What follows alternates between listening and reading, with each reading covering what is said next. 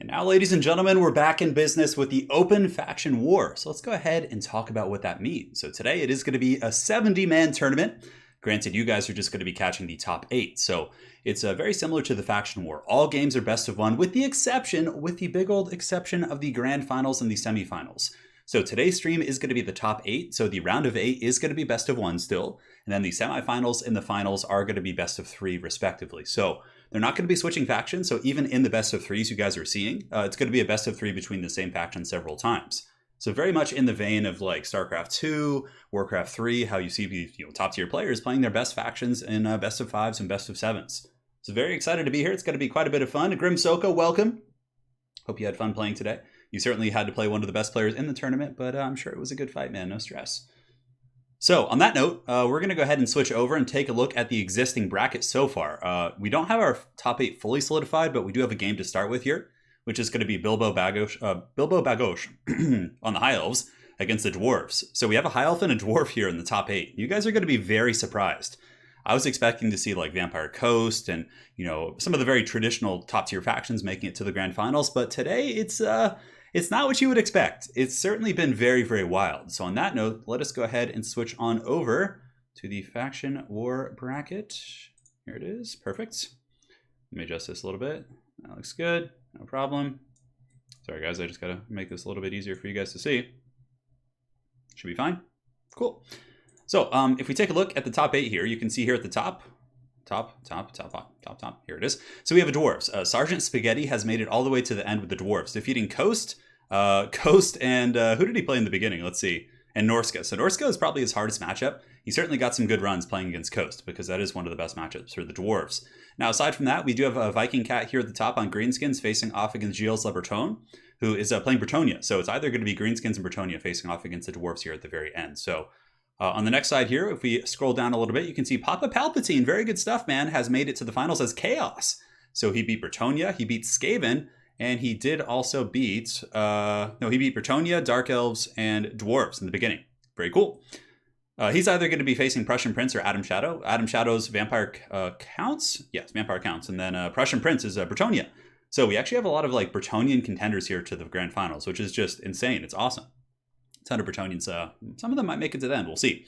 So here's the match we're going to be starting with on the tournament. It's Bilbo Bagosh against Anticity. So it's High Elves. We've had a pretty good run defeating Warriors of Chaos, defeating Empire, facing off against Anticity's Dwarves. So Anticity has beaten Greenskins. He beat Dark Elves against a very, very good Dark Elf players. Well, no, that's actually Kark.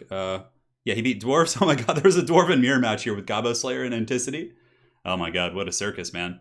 And he did face Dob plays in the beginning. Dob got screwed pretty bad. Empire against Dwarves is like almost unwinnable, but Dob apparently put up a really good fight. So I'll be casting that game later.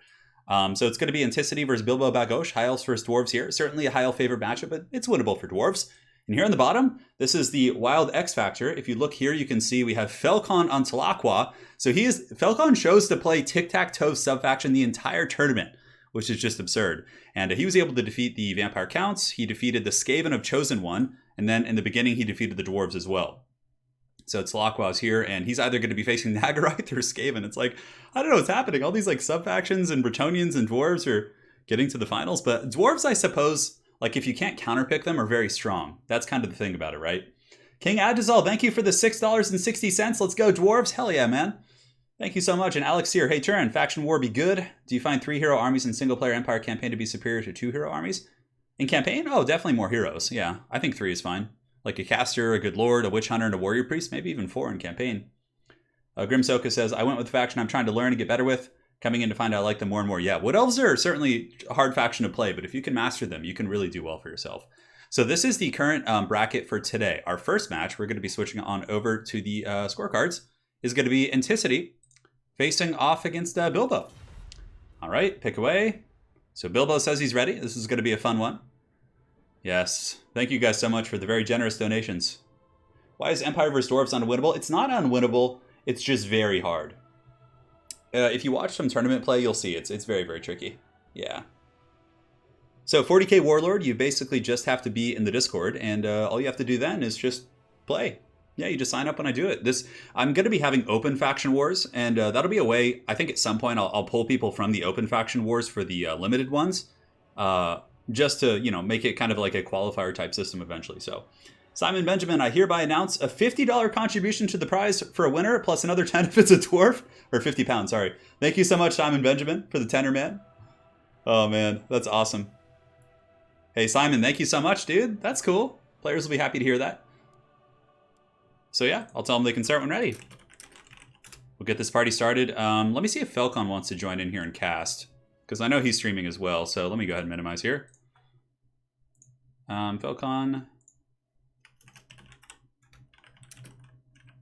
you jump in and cast. I know, Guac, you almost did it, man. You almost did it. So this is an open faction war. It's a 70-man tournament, but players can only play a single faction. Grim Soka, holy shit, man. Donating $100. Put as much of this as you wish to the winner. You got it, man. Oh, Grim Soka, holy shit. $100 donation. Hot damn, dude. You need to calm down over there. You're out of control. Grim, thank you, man. I'll certainly put some of that towards the winner. Don't you worry, brother. Yeah, Falcon does stream. He streamed the entire tournament today. Actually, hold on. Let me see if he wants to join here. I think he's streaming right now. He might be like watching another game or something. He probably is. So we'll get this first one underway, and if he wants to join after that, we can. Yeah, Prussian Prince is playing High Elves today. We have 2 High Elves in the final, I think. Yeah, Prussian Prince plus, obviously, right here we have Bilbo. Trogdor, hey, Turin, do you think it would be good to buff Bretonnia if they were given the Lore of Light? I don't know. I feel like Bretonnia really likes Lore of Life. Like for the healing on the elite knights and stuff like that, but it's hard to say. Yeah, it's hard to say, my friend. It is hard to say. Grim Soka, man, thank you so much for that fat one. Thank you, dude. That's just super generous. Who do you want to win today, man? Who are you guys calling for? Put $1 to the winner. Yeah, Falcon is playing. He's playing Aqua. I think he's won every single game up until the top 8 in the 70-man tournament using tic-tac-toe against good players. It's not like bad players, which is just truly a testament to his skill. I mean, tic-tac-toe certainly isn't terrible. He's got some niches. He's fast. He's armor-piercing. He's like a decent assassin character. Yeah. And Anticity today actually was going to play Vampire Coast, but he switched at the last second to Dwarves. Not last second, but I think like an hour before the tournament or something. So yeah, it's going to be Dwarves versus the dreaded High Elves here. It's a hard one. It's a hard one, guys. Oh my god. Yep, this is how you play against High Elves. I'm telling you, gyrocopters are the way. They are 100% the way. Yeah, Bretonnia with Nets and Brona's Time Warp could be quite strong, actually. Like Knights of the Realm or Knights Errant even charging in with that buff. That could be quite scary. Grimsoka, you've already won. All right, guys. So for the build of Anticity here, Gyro Bombers are actually quite good in this matchup. Oh my god, this is very similar to the build I used a couple weeks ago on my King of the Hill when I played against High Elves and actually had a victory with Dwarves. Gyro Bombers. So these guys have suppression fire. Their miniguns actually do pretty good damage against chariots and single entities. And the bombing runs can be nice against like white lines and things like that. So double Gyro Bomber, including the Skyhammer. Anticity does also have gyrocopters with brimstone guns, anti-large armor piercing. And for his front line, it's going to be a combination of dwarf warriors with great weapons in the back, hammers, and one group of thunders, a cannon, and dragonback slayers. Certainly a nice army, for sure. Belagar Ironhammer is just cheap and allows you to get more expensive units like these gyro bombers and things like that. So, do you think the Black Coach is competitive? Benjamin Glover, yes, I do. The Black Coach is a very good unit. It has like a small hitbox. It causes terror. It's very good against infantry. It has good mass. I really do like the Black Coach. Yeah. So now for the forces here of the High Elves, very typical build. It's going to be White Lions of Crace, War Lions of Crace in the back. It looks like it's going to be Narnia up in this hoe. It's going to be 4 of them in total.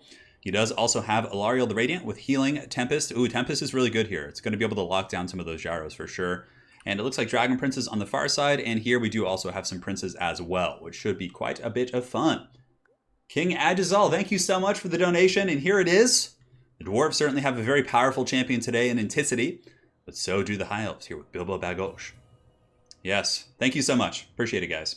Who is the best player for Warhammer 2? I don't know. That's a hard one. There's a ton of really good players, and they go back and forth with one another. So, yeah. I mean, I could give you like a top 10 or something probably, but I'd have to think about it a little bit. And it's any given Sunday, right? Like some really good players are active at certain times and others aren't. That's really a big factor as well. If you're talking like the history of all of Warhammer, you know, it changes, etc., etc. So the Royal Dawi Air Force is going to be surging forward and getting ready to drop some hot steel here. Definitely taking out the war lines would be my probably go-to here. Are they large? They are large, so actually the brimstone guns will do extra damage. Alarielle is probably going to come in and use a Tempest right here. She definitely probably should go after the Skyhammer because it's a little bit more powerful, but nonetheless, she is going to be going after the War Lines of Grace. And now Alarielle herself is going to be taking some shots. The Gyrocopter with the suppressing fire, able to slow her down a little bit. Down to, what, 70 speed or something like that, so certainly not bad. I know, Bilbo's playing an elf. Wild times. Bilbo's actually a dwarf player too, but he's choosing to play high elves today.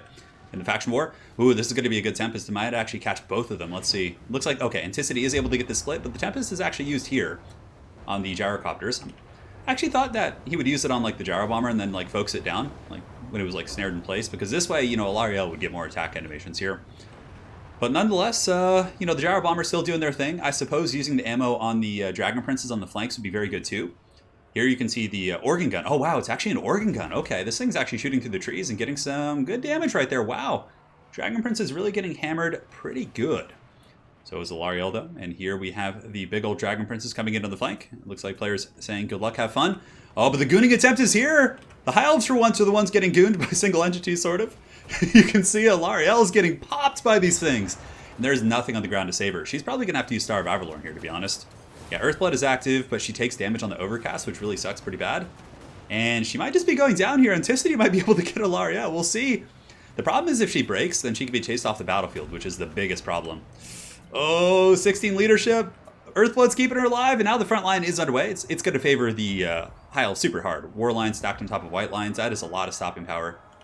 Granted, the Dwarven Hammers should be able to beat the White Lines of Grace right here in combat, but now Dragon Princes are in the back. Alarielle is broken. Oh, man, that is really, really rough here for the forces of the High Elves. The Gyro Bomber, the Skyhammer is chasing it. Oh, my God, who would have thought the freaking Skyhammer? So in the back, we do have some Dragon Princes permeating into the lines, and you can see here the Dwarf Warriors, of course, taking quite a bit of damage. Oh, but the bombing run from Anticity! He's dropping a hot payload here on the War Lines and the White Lines. So much damage is coming in. Brutal! Brutal bombing run there from that Gyro Bomber. This is some masterclass dwarf play, that's for sure. The bombing run's super efficient, sniping the Lord super solid as well, really punishing the High Elves for not bringing any archers or other things like that. And here you can see the Dragon Princes are pretty much down for the count. Yeah, these guys are not sitting pretty. And there you go, sweet princes. Those Dragon Princes are down. It looks like this is going to be a game for the Dwarves. Granted, High Elves still do have Dragon Princes and White Lines and a fair amount of stuff left on the ground. But Alarielle is pushed into the sunset.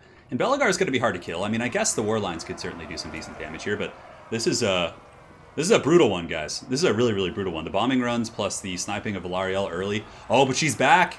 The Pigeon Queen is back, but I think that Gyro Bomber... Oh, the Gyro Bomber takes her out of the sky. If you look in the distance, might have been hard to see for you guys, but she actually got popped by the Skyhammer. Brutal stuff there, brutal stuff. So now back to the main battle. You can see the battle lines are certainly contested. I mean, the High Elves are overrunning the ground pretty hard. Balance is pretty dwarf favored at this point. Like heavy duty, but like the thing is, I think Belegar and the Hammers and the Dragonback Slayers will probably win it. That's the thing, like that's a pretty good anchor. Even with cycle charging, Dragonback Slayers do have Gyrocopter support. So as this battle does go on, the Gyrocopters with the Brimstone guns will be able to pick apart the Dragon Princes no problem, and that probably is going to be all she wrote. Oh my god, what a game. I really, that's an upset for sure. Benjamin Glover says a tenor for the tenor god. Keep up the good work, mate. I will. Thank you so much for your donation, man. And hopefully you enjoyed that Dwarven Gyrocopter action. That is going to be the first game of our top 8. Anticity is going to be advancing on to the semifinals, because these are all best of 1 until the semifinals. Now, the next round is going to be best of 3. So the Dwarves overcoming a very tough matchup. Belegar doing his thing. The Skyhammer getting in there. The Organ Gun having some fun. That was a really, really cool matchup. So now I'm going to go ahead and check the... top 8. We do have some other top 8 matchups here. So next we can do Papa Palpatine, Chaos versus Vampire counts. We have Aqua versus Skaven on the bottom. So I think we'll do that one first. That'll be fun. All right. GG. Bilbo says, didn't expect that. I know, the double Gyro Bomber, dude. I'm telling you. I don't know. I used it a couple weeks ago. It's really, really good. It's really, really good. Ents, see you in semis. All right. So next up, let's go ahead and get Falcon and Sanchez. So I'm going to tag those two fine gentlemen. So we're going to have them join the lobby. And yeah, should be here in just a second. So whoever joins first, we'll update the nameplate. That was something. Sanchez says in chat, he's like, casting Ever-Chosen Champion versus random ladder, dude. That's pretty funny. Oh my god. The Dawi Air Force was quite strong. So now we can go ahead, and one sec, guys. Falcon should be joining in just a moment, unless he's casting another game. He may be. I can pull up his stream real quick and check that. But we'll get this next match going. So let's see, Falcon is here. And then I would imagine Sanchez will be on this side. So we have Falcon versus Sanchez here in our next match. This is going to be Aqua versus Skaven. So Lizardmen and Skaven. We've had a pretty good faction representation here in the finals. Falcon is here. And for the next map, let's go ahead and do the Swamp of Terror. We'll do the Bitter Dunes. We'll do like a Tomb King's map. Yeah, the Desert's Bounty. It's a nice looking one. I think it is. Yeah, I can't quite remember. Anyways, we'll make sure Sanchez can see the lobby because it is a bit of a problem here. Can you see lobby, Sanchez? Yeah, man, those gyro bombers were nasty, dude. They were just putting a pounding on that front line. Lost Crater. I can't remember. I'm trying to get one that's like... Yeah, we'll take a look at some of the maps here. And again, guys, thank you so much for joining. It's been a blast. Troll Country could be fun. But I think we need something a little bit bigger. I think they already played Troll Country on the tournament. Yeah, this game is great, man. Total War Warhammer has such like cool faction diversity. You can get so many cool matchups. We'll do Sword of Torgold. That's always a classic map. Bolt throwers do pretty good against gyros. What I saw done actually against my dwarves, the guy brought a Lariel and double Great Eagle, and the Great Eagles with Tempest were able to kill my gyrocopters pretty well. Like the gyro bombers were just getting hunted. A Lariel chase one, had one Eagle on the other two, and then would Tempest one and just lock it down. It was 2 Brimstone guns, and it was 2 gyro bombers. Yeah, the gyro bombers actually are really good at clearing out elite high elf infantry. Okay, Sanchez, send friend code, please. So he's going to send me the friend code, and then we'll get them all added up here, and we'll be good to go. Thank you guys all for joining. Give some more time for people to get in here. Conic, thank you for the tenor, man. Hope you're enjoying the stream. Life is good.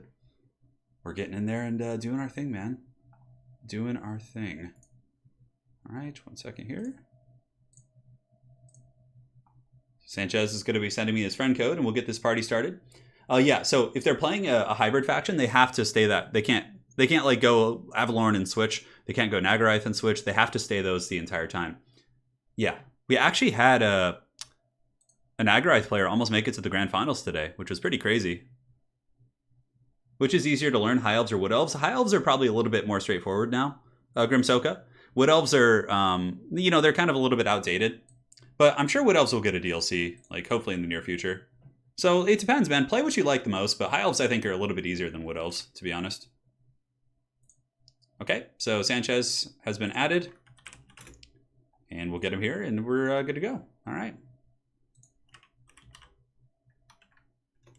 Yeah, Wood Elves are very micro-intensive. They're certainly harder for beginners. High Elves, you can go with like a lot of monsters and dragons and elite units, and like that's a little bit easier to manage, in my opinion. Is Tommy Wiseau around? Oh, you mean King of the Dead? Yeah, he was playing in a different tournament today, I think. I don't think he played in mine. But King and I will be doing more head-to-heads, so probably after my surgery, obviously. Cool. So let's go ahead and invite him. So Sanchez is here. Map set. Very well played. Getting here to the finals. Now facing the Dark Lord himself, Falcon. So let's go ahead and take a look at the brackets. So I'm going to get those all set up here, and we can go look at the challenge brackets so far. So as we go back in, on the top side, if we look at the top 8, here's how it unfolded. Wow, so the Greenskins actually lost to Bretonnia. Viking and Giles Le Breton. So we have Bretonnia in the top 8 here, but they are facing Dwarves, which is certainly tough, but winnable. Bretonnia has Questing Knights and Foot Squires and, you know, things that can deal with that. So on the top here, we do have Bretonnia versus Dwarves, another match you're going to be seeing. We have Chaos versus Vampire Counts. High Elves versus Dwarves here. We saw that, and Anticity has advanced. And Aqua versus Skaven. So no Dark Elves, no Vampire Coast. And you guys can see, this is the whole tournament. It was like a 70-man, big old thick tournament today. And every single faction did have representation. So you can like take a look around, and you know, obviously I'll drop a link to this if you guys want to see it. And you can see like which factions did what and who lost what and all that sort of good stuff. You know what? I don't know if there was a Tomb King player today. Oh, no, there was. Okay, we had Monochrome playing Tomb Kings. He lost to Dwarves. Obviously, it's a hard matchup. It is a hard one for sure. It's winnable. Tomb Kings can win that. It's just hard. Fair amount of Vampire Coast, Vampirates. Yeah, we saw a lot of that. A lot of Undead, obviously. A lot of Coast, but none of the Coast players made it to the top 8. Yeah, we have Bretonnia, we have Dwarves, Chaos, Vampire Counts, High Elves, Lizardmen, and Skaven basically are the top 8 here. Yeah. King of the Dead, no, he's not from Poland. Yeah. I think he lives in Belgium. Yes. All right, so the players can start when ready. Let me go ahead and get the brackets all set up here. And then we'll switch on back. Perfect. So there's just kind of a rundown of today's bracket. It's been a really fun tournament for sure. Yeah, Skaven can do well with Giselles, but Lizardmen are pretty good at swarming Skaven. And obviously you have to remember who's playing what. Falcon, of course, is a very, very scary foe to face. And Sanchez mentioned he has some ladder experience and has played pretty well and competitively on ladder. I mean, to make it to the top 8 of a competitive 70-man tournament is going to require some really good skill. So Sanchez can certainly win this as well. But we'll see. Probably hanging out with Lisa. Oh, hi, doggy. I know. If you guys missed that reference, some people in our head-to-head campaign with me and King of the Dead said he sounded like Tommy Wiseau. So, yeah, that was kind of the running joke there from the room. Yeah, so you guys have only missed one game for anyone joining up right now. This is the second one. It's going to be Aqua is the sub-faction here, making it to the grand top 8. And he's going to be facing off against Sanchez's Skaven.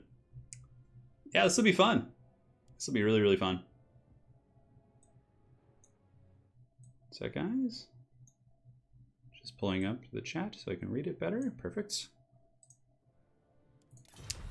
Sanchez says, 1 second. No rush, man. Take your time. Hey, random question here. What's the usability of Queek in competitive play? Not really. James Pack, I think Queek is pretty suboptimal in almost every matchup except maybe the Dwarves. Queek is okay against Dwarves. He's pretty good at taking out the tanky characters with his trophy heads and his Dwarf Gouger. But aside from that, I think that the Grey Seers, Lord Scroll, Gakit Claw are pretty much better in every way. Yeah, unfortunately. He's very, very situational. I think you use Queek against Dwarves, and that's not bad. It's like he's good at taking out those tanky characters. Yeah. Are Beastmen competitive? Big Hippo? Yeah, they are. Beastmen are pretty good. They can catch people off guard, man. Like, the summons are really overwhelming. And they have really good rushes with, like, Spawn and Gore Herds and, like, Ungors and things like that. I do think Beastmen are competitive. I wouldn't say they're, like, top competitive faction, but they can compete with anyone, more or less. They have a couple really bad matchups, of course, but... Santu Nanonin says, I almost made it with Nagarythe. Got ruined by Whirling Blades. Oh, dude. So you were the Nagarythe player. I was hoping to see Nagarythe make it to the grand finals. That would have been crazy, but well played, man. Big props to you, dude. Yeah. Yeah, big props. Yeah, the Plague Seer is really good. I'm a huge fan of using like Ikit Claw on a Doom Wheel and then using a Grey Seer or a Plague Priest on a Bell to get the Mortis Engine. It depends on how you like to play. Alex Seer, thank you for the 279, man. Oh, hi, Mark. I know. You got the little Tommy Wiseau donation thing. I changed that for the head-to-head campaign. How is Nakai in multiplayer? A little bit niche, but unfortunately, he's not like a terrible lord, but he's overshadowed by the other Lizardmen lords. Like, Krokar is better, the Slans are better for the most part, you know. Yeah.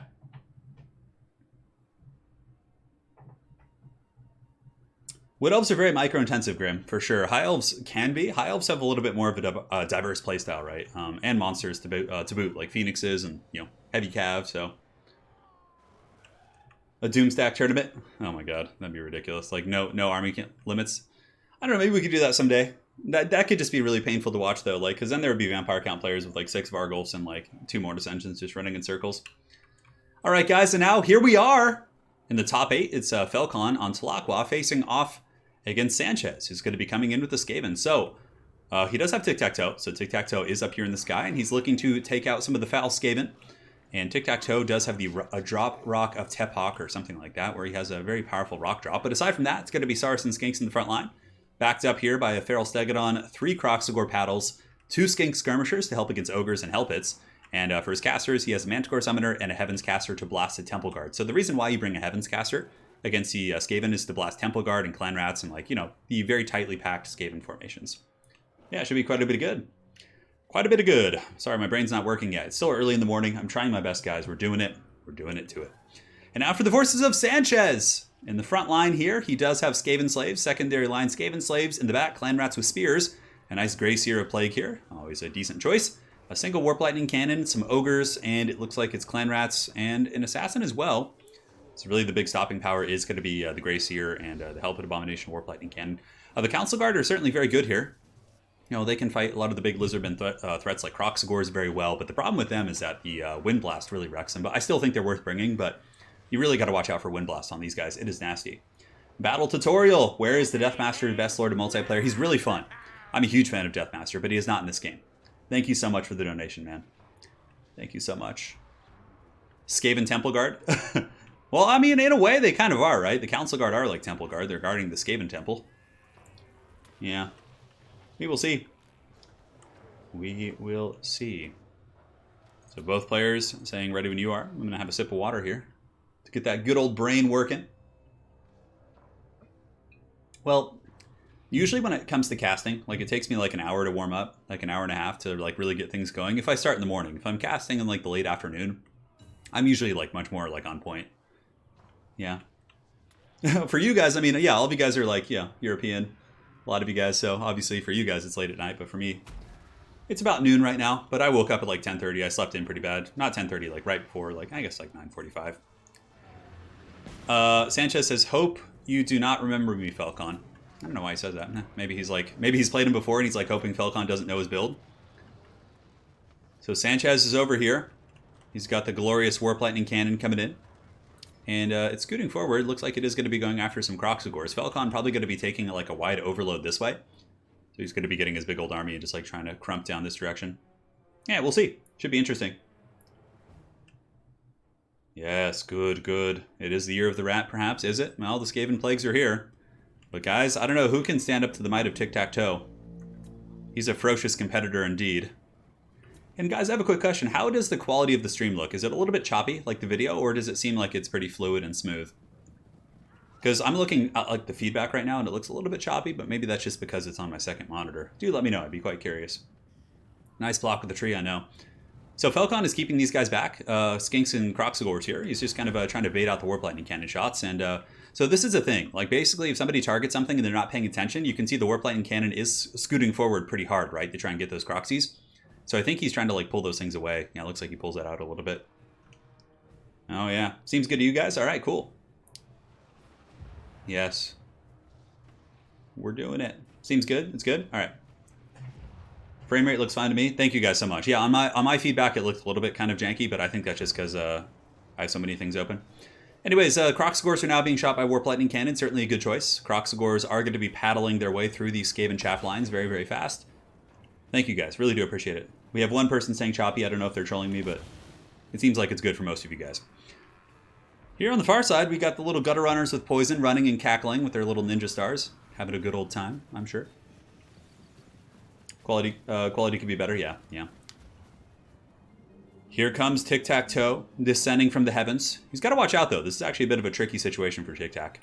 He's only 30 armor, so if he ends up getting poked down by gutter runners, that could take a little bit of work. Granted, I think Tic-Tac, he's so rarely seen. I don't even know like what abilities he has and things. Yeah, physical and 15, so in total he'll be getting 35% resist against missiles with the physical resist.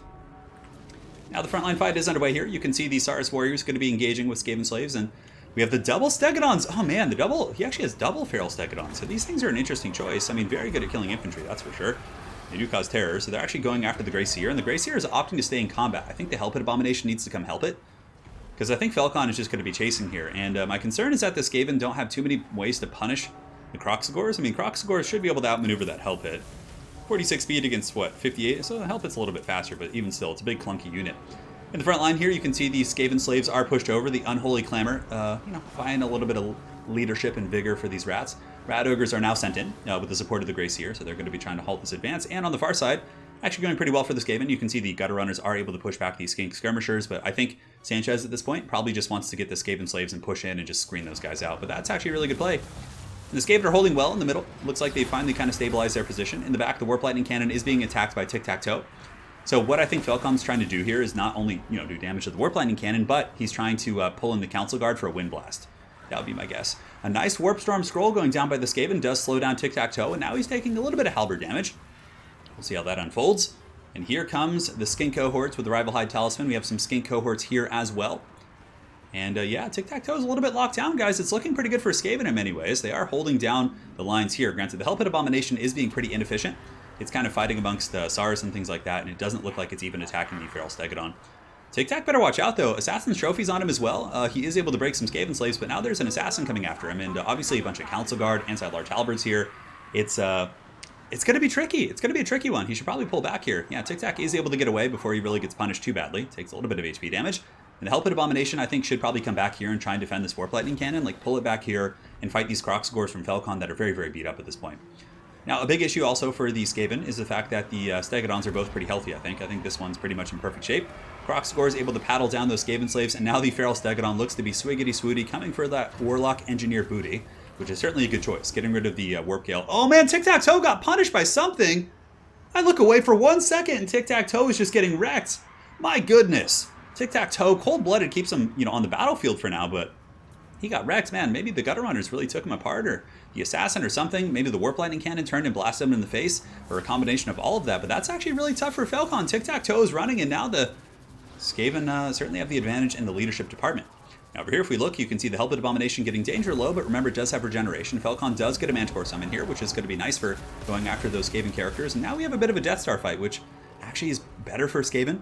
The Council Guard with Storm Vermin here are going to be really nice, giving Guardian to the Grey Seer and to the Assassin and these different characters. But Felcon really just trying to grind this one out. The Manticore might be able to get some good damage. Tic-Tac-Toe is shattered. And guys, it looks like it's a very, very close game. The Scorch going down to the back here against these Skink Skirmishers does some solid damage. And Sanchez putting up a great fight so far, as is Felcon. It's definitely a dead even game. The Warlock Engineer here able to get some good damage on top of the Skink Priest of Heavens. However, the Feral Stegodon is here to stay. Shot through the heart, and this Skaven is certainly too late, as the Stegodon getting in there doing some big old thick damage, and the Manticore Summon is still active. But man, this is a scrap, guys. This is a real scrap. Where's that Helped Abomination? It looks like it might have gotten taken out. There's just been so many things going on, it's like hard to keep track of all the goodness. But yeah, I think Felcon's starting to edge this game out. It seems like the Skaven are running out of heavy hitters, really. I mean, I guess they have a lot of stuff rallying, and they still have Gutter Runners. The Crocsgores are still going. There's still the Council Guard. The Heavens Caster is still here as well. I believe both Manticore Summons have been used, and at this point you can see Felcon is actually going and trying to take out the characters, which is smart. Getting rid of the Warlock Engineer does get rid of one of the 2 Mortis Engine effects. And here the Feral Stegodon's healthy. That's the big problem for Skaven, is the fact that there's these 2 big high HP beasts are just running rampant here. The Skaven Assassin's going after these characters, but he's probably going to meet his doom. If the Crocsgores are chasing him, he's not going to have a great time in that situation. But Council Guard are holding well, but they're not going to trade super efficiently with Saurus. They are halberd units and don't have the best offensive output against infantry, but yeah, I think there's Cohort of Sotek mixed in here as well. Skaven are rushing back in though, man. Sanchez not going quietly. This is a really, really scrappy game. The Crocsgores here got their paddles being attacked here by these Skaven slave spears. It's not a good situation for the Croxies either. And the Assassin, if the Assassin is able to take out these Skink Casters, that could actually normalize the game. That would really, really be bad for the forces of the Dinos. Might even pull the bounce power back. And the Assassin is much quicker. 54 speed against, I think, 46 of the Skink. Oh yeah, here he comes. The Predator. He's on the hunt. Going in for the kill. Oh, here he comes. Doing some backflips. And that little Skink Priest getting shanked pretty good. Gutter Runner's coming in as well. He is broken. That's a really nice catch here. But if we look in the main battle lines, the Lizards are pretty dominant in other aspects of the battle. Rat Ogres and Clan Rats are all being chased off. And Aqua with Tic-Tac-Toe still pushing here against the Council Guard, who only have 11 models left. Maybe if there's some really good summons, too. The Grey Seer Plague could do some solid work. Looks like he does have some Clan Rats that are idle here, and both of the Lizard Casters are pretty much taken out. That's big. That's really, really big. That Skink Priest is going to be getting chased off. There's no more Lore of Heavens to blast the rats. Now Felcon is really going to have to lean very heavily here on his Feral Stegodons. And yeah, that's going to be something, all right. So here it comes. Big old Scorch effect going down from the Seer. Going to be going through those Skink Skirmishers. Nice cast there by Sanchez. And here you can see the Crocsgores were chased off. Felcon does have the Saurus. He's got the Cohort of Sotek and the double Feral Stegodon. Yeah, those Steggies are just going to be too tough, I think, to take out. Felcon would have to make some really big mistakes and let them get isolated and just kind of dragged down by the Assassin and the Grey Seer or something to lose this game, I think. Here comes the Feral Stegodon charging into the rats, spraying their decrepit, malnourished bodies all over the place. Feral Stegodons are so cool. And I got to see Felcon play this matchup earlier in the tournament, and yeah, this is smart. Just go after the Assassin with your 2 anti-infantry monsters. Oh my god, this Assassin is just in the wrong neighborhood, guys. Oh man, he's having a bad time. But guys, we got to give it up for Sanchez, playing a great game against one of the best out there, man. Very well played. Very, very well played. That was a 9-minute game. It was a scrappy one, man. So, who would have thought Felcon going to be advancing to the semifinals, and his glorious Aqua, the sub-faction champ, is getting there.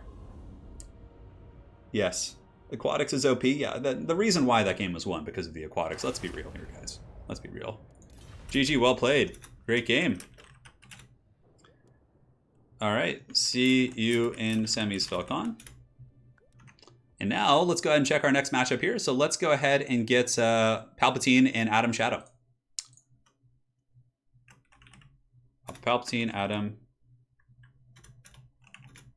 Join up. Let's get these two fine gentlemen in here. Well played, Sanchez. So we'll give him a second to step out of the lobby here. Open faction war, so it's like it's the same format as faction war. Players play one faction all the way through, but it's unlimited players. So today we had like 70 players. Yeah. Yeah. Yes, correct. Yeah, tic-tac-toe, man. No, he's picking tic-tac-toe as a bit of a meme. All right, Sanchez, we got to clear you out of the lobby now, bud. Well played. All right, so it's Adam Shadow facing off, and Adam is a really, relatively newcomer to the scene here, but he's a very, very good vampire player. So you're going to see some top-tier vampire count play here. Let me make sure I get his name right. I think it's Shadow like this. Probably a play on his actual name. And Palpatine. It's Chaos. Now, this is a matchup that historically was like heavily favored for the... Let me go ahead and fix this. Perfect. Heavily favored for the counts, but there's been some changes. Oh, Sir Hi Guy. Mary, Make Love, Slay, Nurgle, Crone, and Zinch. Oh my god, dude. Such a meme. All right, so let me get Palpatine on my friends list. No problem. I'm surprised he's not on my friends list. He's played in a lot of my tournaments. We shall add him. There he is. Very good. Adam Shadow says he is the only undead survivor in the entire tournament, which is actually true. Who would have thought? Almost no undead in the finals. I was expecting at least some Tomb Kings and Vampire Coast, but we got Bretonnia and Dwarves instead. We'll do a nice good old scrappy map. I know, aneurysm sauce, we're getting close, man. That means I get the sweet check mark. If Dwarves win the tourney, I'll do a Grombrindle cosplay and post it in your Discord. Sounds good, man. I like that. That's cool. Right on, brother. Right on. Hold on. Just log it in here to make sure I didn't miss any goodness. Bear with me, my friends, as we get this next match set up here. And we also had a donation. I missed it. Sorry. Aneurysm Sauce. Hey, Turin. I lost Teclis on his Magical Parrot and a Star Dragon as Chaos. It was absolutely brutal. I brainstormed a bit, and I just can't figure out what I could have done to beat it. What would you suggest? And also, we have a donation from Cry and Hope coming in. Happy birthday, Turin. Thank you guys so much for those donations. To answer your question, you lost a Teclis and a Dragon as Chaos. Okay. In the High Elf matchup, I'm trying to think.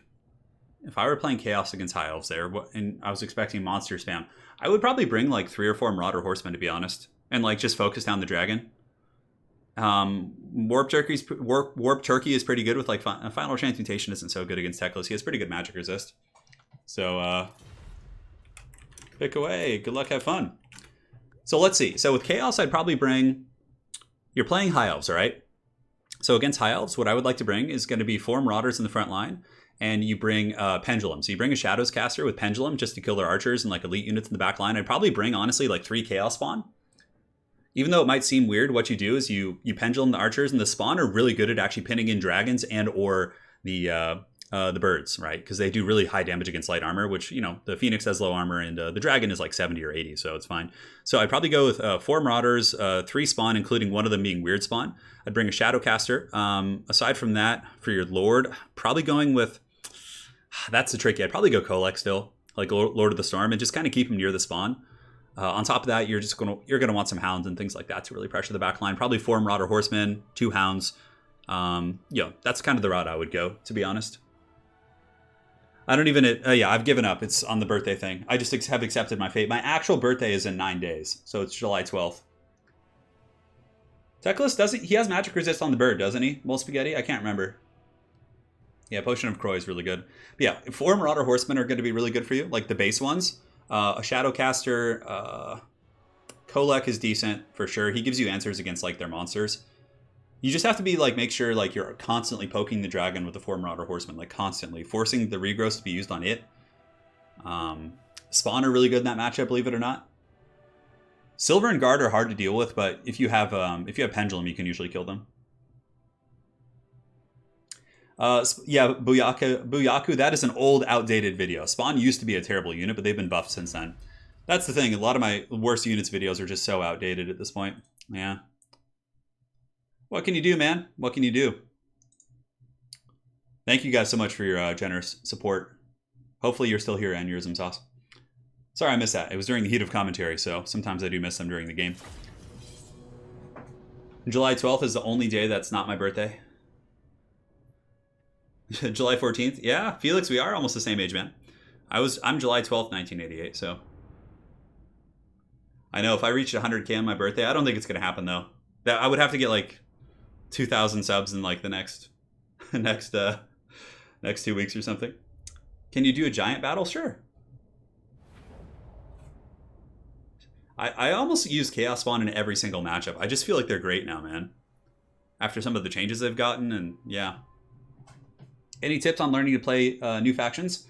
I have 200 hours in this game, and I'm only really good at Dark Elves. Yeah, York, you just got to get the reps in, dude. It's just like going to the gym. It's like, how do you grow your bicep? You know, you do bicep curls, right? You got to go in and just get some practice, find some good players to play with, you know, make some friends in the multiplayer Discord we run, and yeah, just get those reps. And there's people practicing almost every day, and they're great sports.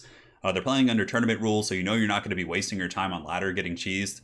Ladder's cool, but sometimes it's hard to A, find good opponents, or B, face people who are not cheesing you, basically. Or trolling you, yeah. Yeah, we're going to be doing our regular faction wars. This is an open faction war, which is going to be kind of a format for people to get used to it, and then we can pull people from here as well. Yeah. Going to be good. Why did the Empire meta go from demographic? It's playstyle, really. It just depends on your playstyle.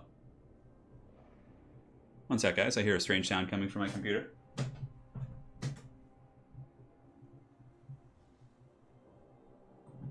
Well, hopefully it doesn't pick up for you guys, because I'm going to have to check that out at some point. You got to grow the mullet, man. You got to check it off your list. Grim Soka, thank you for the 20, man. He says, smash that like button and help Turin, this amazing dude, out. Thank you so much, man. And then Far From, thank you for the fiber. You guys are aces, man. Thank you so much for the support. 1 second, there we go. Perfect. All right, guys, and here we are in the battle, so let's go ahead and take a look for the forces here of the Counts, who are going to be led by Adam Shadow. I can tell you, he was one of the first people to actually beat my greenskins when I had a really good anti-Count greenskin build. Very, very good player with the Counts. So front line is going to be Zombies, secondary line is going to be Graveguard, a double Corpse Guard. He does also have Manfred von Karstein up on the Dragon, so going for the huge magic play. A Goose, some Hex Race in the back, and it looks to be it. Pretty cool army for sure. And now for Chaos, going for the dreaded box of Doom. Papa Palpatine, the Emperor himself, not messing about.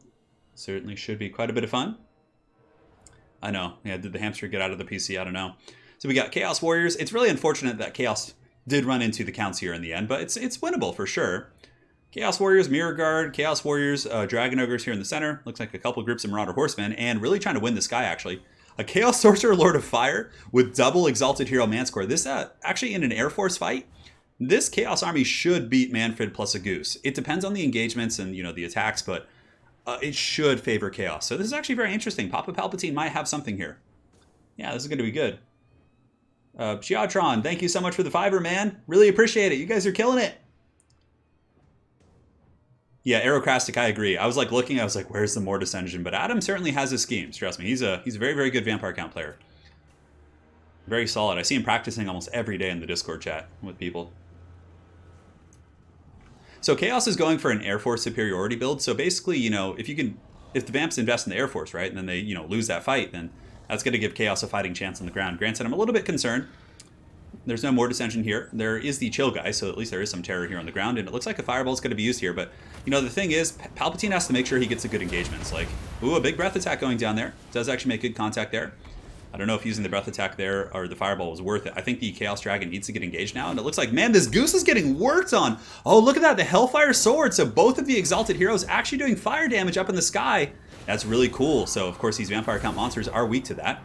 Now Flaming Sword of Ruin is going to be active as well, so there's going to be huge damage. Look at this goose just getting wrecked here by the Exalted Heroes. My goodness, that is punishment. And down it goes, it's disintegrating. That Terror Goose just got karate chopped 100%. So now Manfred's in a very bad situation. What Manfred probably should do is just run and then try and like engage on the ground and then dive Manfred on the ground as well. You have to try and juke and lure them onto the ground, but so far, the Haggard Chaos Air Force of the Exalted Hero Goon Squad able to get some massive, massive success against the vampire counts up in the sky. Papa Palpatine going for a very all-in strategy more or less, but it seems to be paying off so far. But this game isn't over. Despite the goose going down, they're... I mean, the Chaos Army is just mostly Chaos Warriors on the ground. They're not going to be the hardest hitters. Although the Summoners of Rage getting some freebies here on the zombies, pulling back, and the Exalted Heroes are now in the hunt. Chaos Sorcerer Lord, this is a risky one. If he gets surrounded here by the Chill Guys, it could be a bit of damage. But man, those Exalted Heroes with the Mark of Khorne are just world beaters. They actually have 500 weapon strength. They hit really, really hard. And look at that. Papa Palpatine is able to get back up in the sky. Very, very good stuff if he had been trapped. Fireball going down as well, which does miss. And now the Chaos Box is about to be attacked here by the Cryptors and the rest of the army here from Adam Shadow. Man, Palpatine with the Eternal Schemes. That was a lot of damage. The Exalted Heroes do have 500 with Mark of Khorne, plus the Hellfire Sword. And then on top of that, Flaming Sword of Ruin. Their DPS was quite insane. Might not be a bad idea for Adam to try and get his Hex Race around the back, too, and maybe hammer after these Marauder Horsemen and things like that. Who knows? Anyways, Manfred is on the run. Obviously, the entire game he'll probably be running. A big breath attack. Oh, nasty breath attack there by Papa Palpatine. Able to get that Chaos Sorcerer Lord. Oh, man, it just absolutely wrecked those Graveguard. He got just destroyed. And here, the Manfred von Karsheim being hunted, 3,100 HP. I think Manfred probably wants to land on the ground. Like, if Manfred attacks right here, then if the Exalted Heroes follow him, he can countercharge them with the Cryptors and then also get his Hex Race in the back engaged. Because right now, they're really not doing too much. Chaos Warriors will struggle against Cryptors and things like that, but yeah, it's definitely looking like it's a Chaos favored situation. Lord of Fire, very good here too. It's going to be getting a big Burning Head right down the pipe. Nice Burning Head. Oh god, that went through 2 Graveguard. That hurts. I'm sure every undead player here is just cringing at that Burning Head. Oh, so much damage. It's going to allow those Chaos Warriors to actually win. Now, one thing that could be really bad for Chaos is if Palpatine lets his Chaos Sorcerer Lord get caught here. And it looks like there's going to be a Chain Lightning going down from the Summoners of Rage. Not really sure what he was trying to hit. I think he was trying to like maybe do a timing against the Chill Geists. But the Chaos Sorcerer Lord just on the run here, honestly. I think getting the Marauder Horseman to just kind of poke down the big flying Lord of Manfred could also be a very, very good play. Yeah, Manticores aren't very fast. They have 85 speed. Dragons, I think, usually have around 90, and of course other flying units like Eagles and Phoenixes have over 100. Really depends on the situation. So Manfred is going to be getting attacked here. It does take a couple attack animations, but he can outrun them. Adam is certainly not out of this game yet, but it's looking really rough. Oh my god, that is so punishment.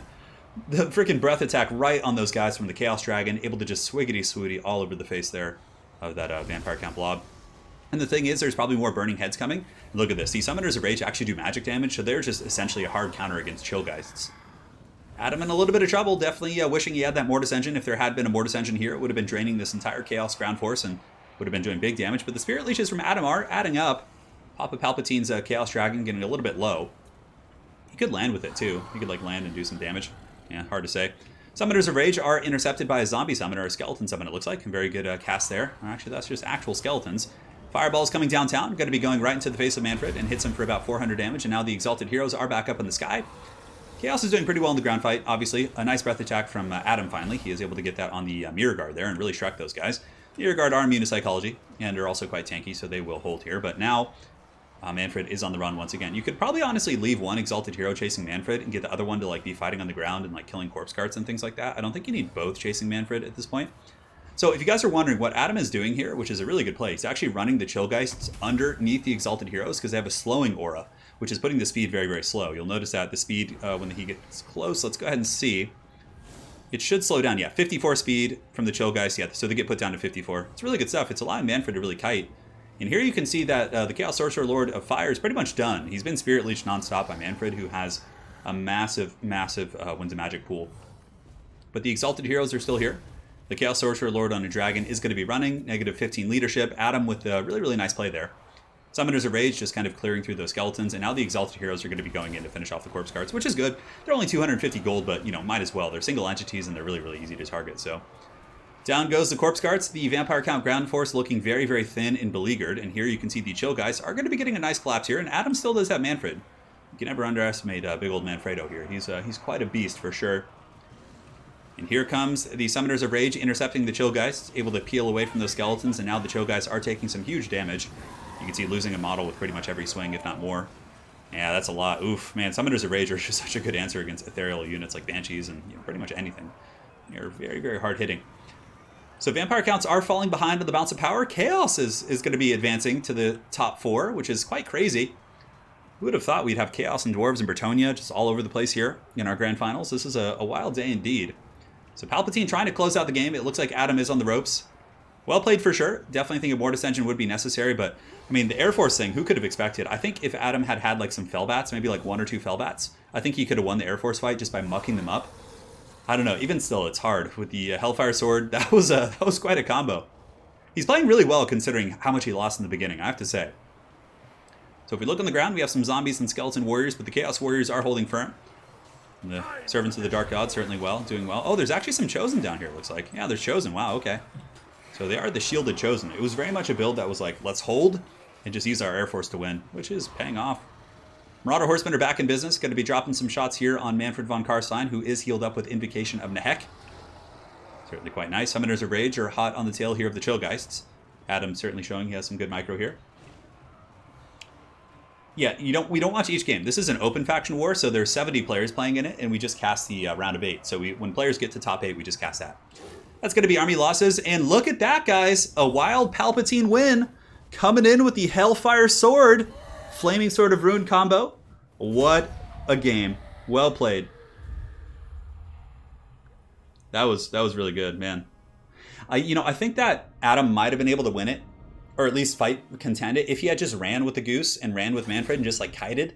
Like, yeah, they would have been taking some attacks in the back. It would have been super micro intensive. But if he had just ran and waited for the Vampire Count Force to engage on the ground and then dove and like tried to catch Palpatine in some bad engagements on the ground, I think that would have been the way to do it. But yeah, that's it. So let's go ahead and get our next set of players up, which is going to be Chaos is advanced to the top 4.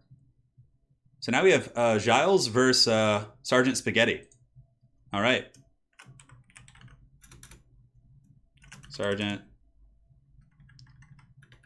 Quite the matchup here. Letting the players know it's go time.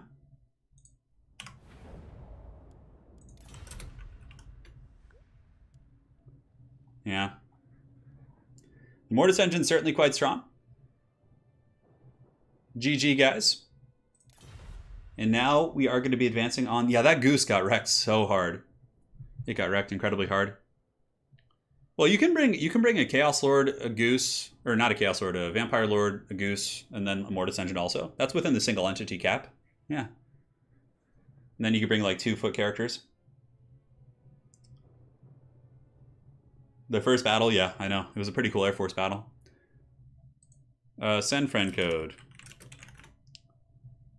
So they're going to be sending me their friend code, and these players shall be joining up. Giles, certainly doing very well for Bretonnia today, beating the Greenskins and several other factions on his way to the top. It's a long way to the top if you want to rock and roll. And he is part of a clan ODM. Yeah, the Sorcerer Lords did great. I mean, the Burning Heads were really good. The Breath Attacks were really good. Palpatine had a great game.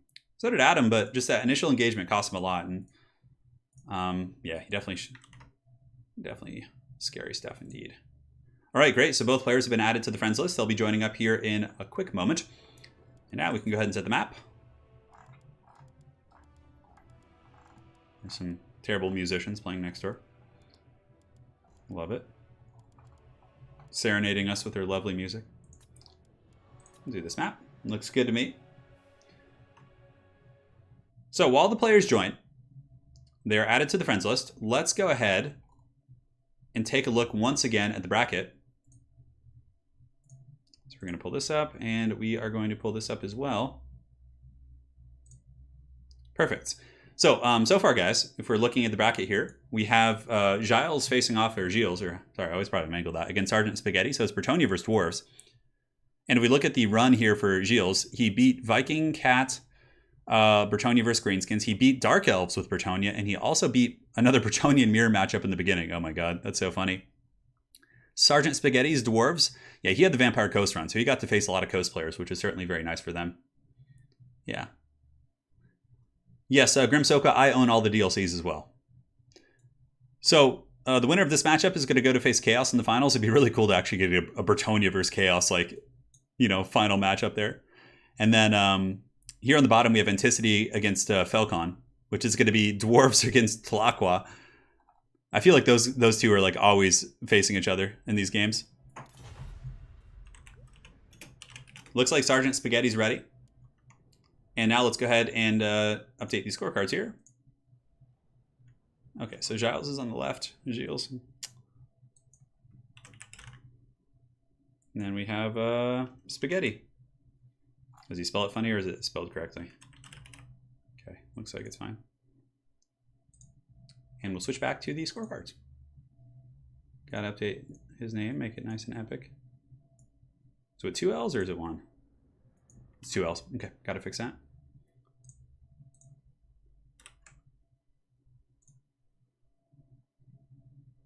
Great. Well, it's going to be a fun one. And, what's cool about Faction Wars, you get to see matchups you almost never get to see. King didn't play today. Yeah, he didn't play today. I think he was playing in a different tournament. Yeah, I would be down to do that, Grimsoka, for sure. Yeah. Yeah, Giles is a very, very good Bretonnian player. One of the few Bretonnian mains out there. There's not too many of them, but he is one of the ones. Sergeant Spaghetti says, first time playing live with a headache. Don't worry, man. You're going to do great. Win or lose, you've made it this far, which is an accomplishment, so don't stress it, man. Well played.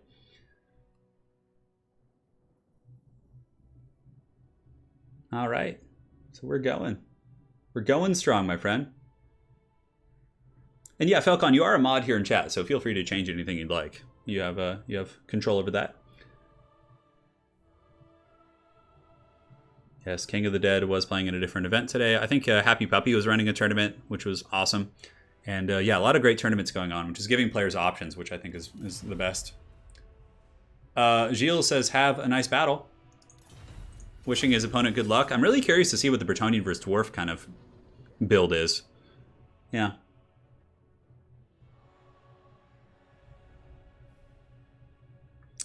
Dude, I'm James. James is my stepdad's name. Thank you for the fiber, man. It's Erwin Smith. Oh, okay, is that Giles? Hey, James, thank you so much for the donation, dude. Really do appreciate that. It's very generous of you, brother. And now we're loading in. Let's get this party started, man. Yeah, Total War has huge replay value, especially in multiplayer, because there's like so many matchups and builds you can bring, and then like campaign itself obviously has a ton of replayability with so many different campaigns to choose from. Yeah, it's great. Total War is a great game. Fair play, Guac. Well, we'll see. Oh my god, it's happening. Guys, Giles coming in with the quad field trebuchet. Of course, it's a AP artillery piece. Aside from that, he's got a combination of peasant mobs and foot squires. On the far side, questing knights, quad trebuchet, King Lewin, and a life caster. That's pretty much it. Wow, what an army. And now for the forces here of Sergeant Spaghetti. He's coming in with double cannon, which will actually be very good against the questing knights and or the trebuchets. But the thing is you have to deal with one or the other. And now, as far as the build goes for Sergeant Spaghetti, it's going to be blasting charges, dwarf warriors. You don't need much more than that against Bretonnia. Double slayer, double rangers with great opens, trollhammer torpedoes for the monsters. It's going to be Gotrek and the Slayer King. Certainly a cool army. Oh, looks like he actually does also have the Gob Lobber. So pretty artillery heavy here for this dwarf army. This is going to be great. Yeah, this Felix, yes, this tournament is open to anyone. This is an open faction war. Yeah. And if we have any mods in chat, if you guys could drop a link to the multiplayer Discord I run, that'd be great. We can get some of you guys in the next tournament. It'd be a pleasure to see you guys there. Yeah, everybody today. I remember talking to a few people this morning, and they're like, yeah, it's just going to be like undead, Tomb Kings and Vampirates, and, and some of the Dark Elves in the finals and Skaven. And now you look and it's Bretonnia and Dwarves. And I mean, Dwarves I understand because if you can't counterpick them, they're actually quite scary. But Bretonnia, like, we've had a couple Bretonnian players almost make it to the top 8. And of course, we have the Wild Falcon just making it here with frickin' Tlaqua. Tic-tac-toe. Yeah, Bretonnia is very weak against Dwarves. It's a Dwarf favored matchup for sure. But, I think Bretonnia has some teeth. Yeah, Grimsoka, let's do that for another stream. We'll chat, man. We'll work it out together, man. And yeah, sometime next week, in the next couple days, especially after I get my surgery, I can just sit on Discord with people who, want some help with builds and stuff like that, because I won't be able to play for a couple weeks, so I got to get my fix somehow, but we'll get some practice in as well, Grim. All right, so the triple foot squire is certainly good. They're going to be able to outtrade dwarf warriors pretty heavily. I'm just curious how the double cannons will react and how efficient they'll be against the quad trebuchet. 440 range on the trebs against the 440 on the cannons. Goblobber has 440 as well. Hey, Shetland, thank you so much, man, for dropping that link. Poison Ducky says, I was 1 win away from the top 8. If only that dastardly Falcon didn't take me out. Yeah. How do you counterpick dwarves? Yeah, just typically it depends on the faction, but typically, armor piercing and mobility is very good against them.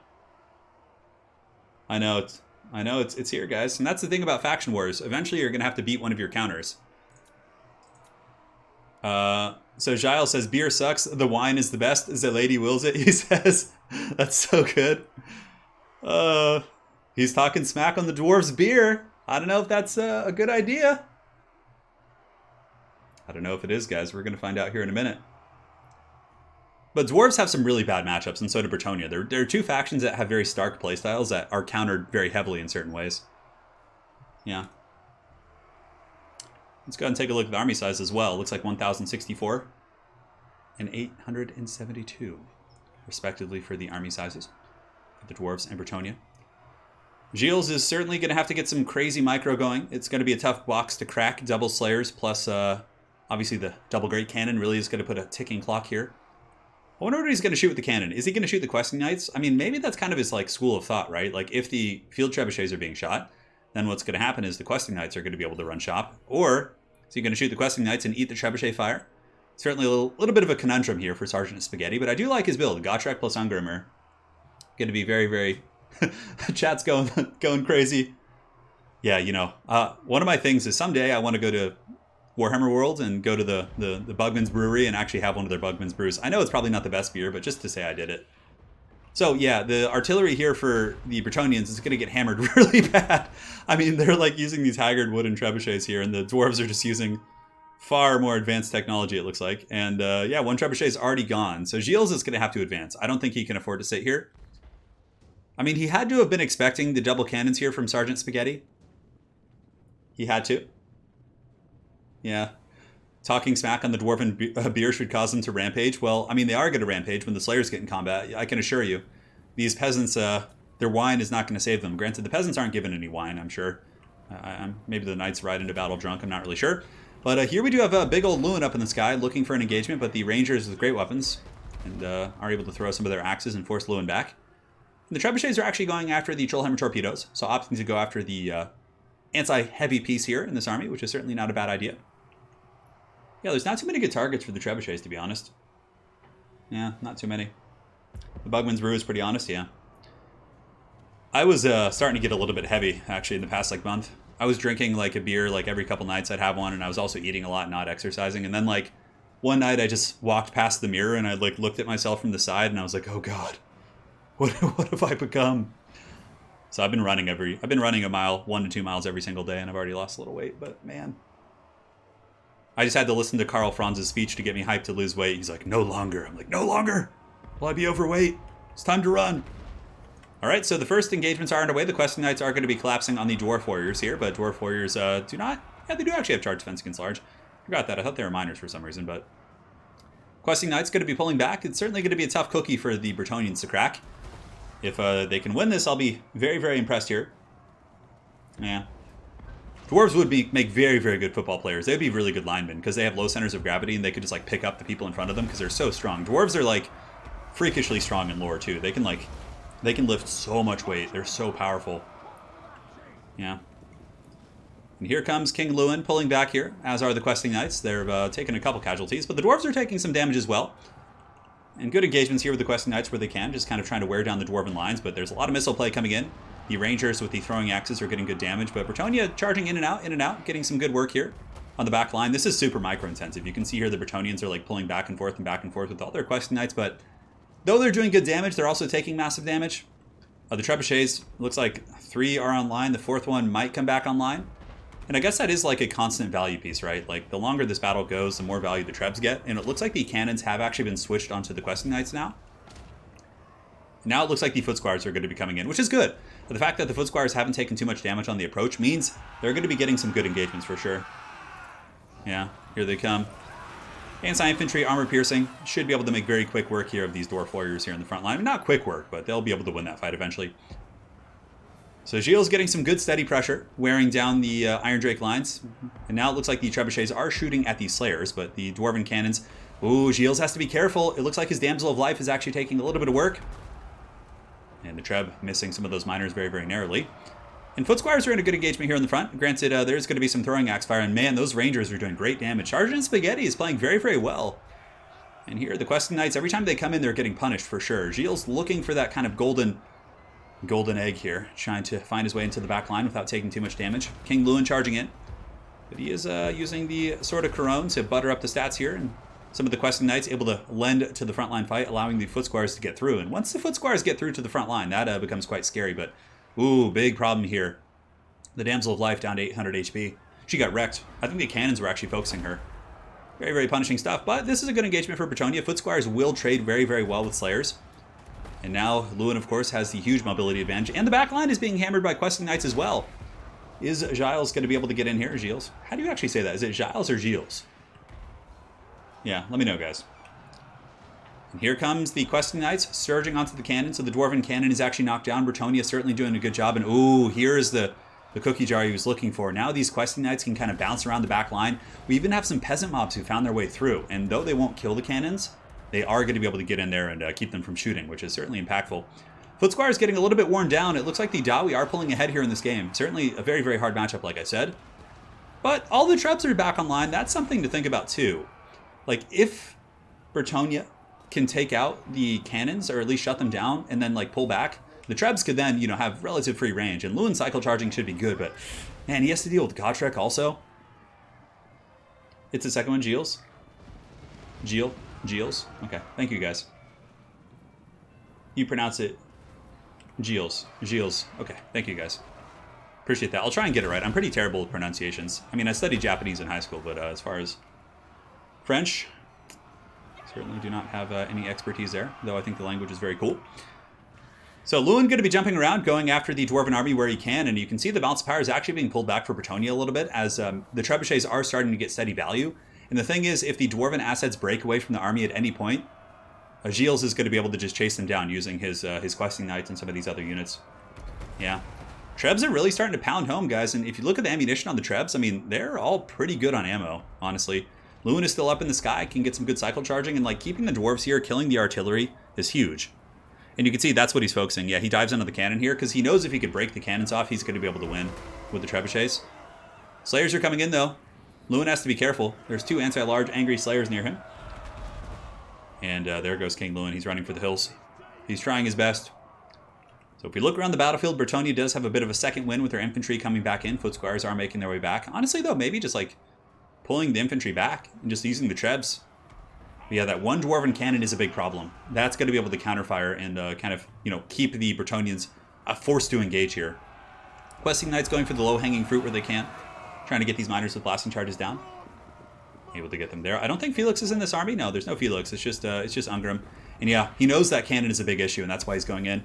Lion Shield is activated. That's actually decent against Gotrek, who does magic damage. It gives him a huge ward save against Gotrek. The 44% is really, really good.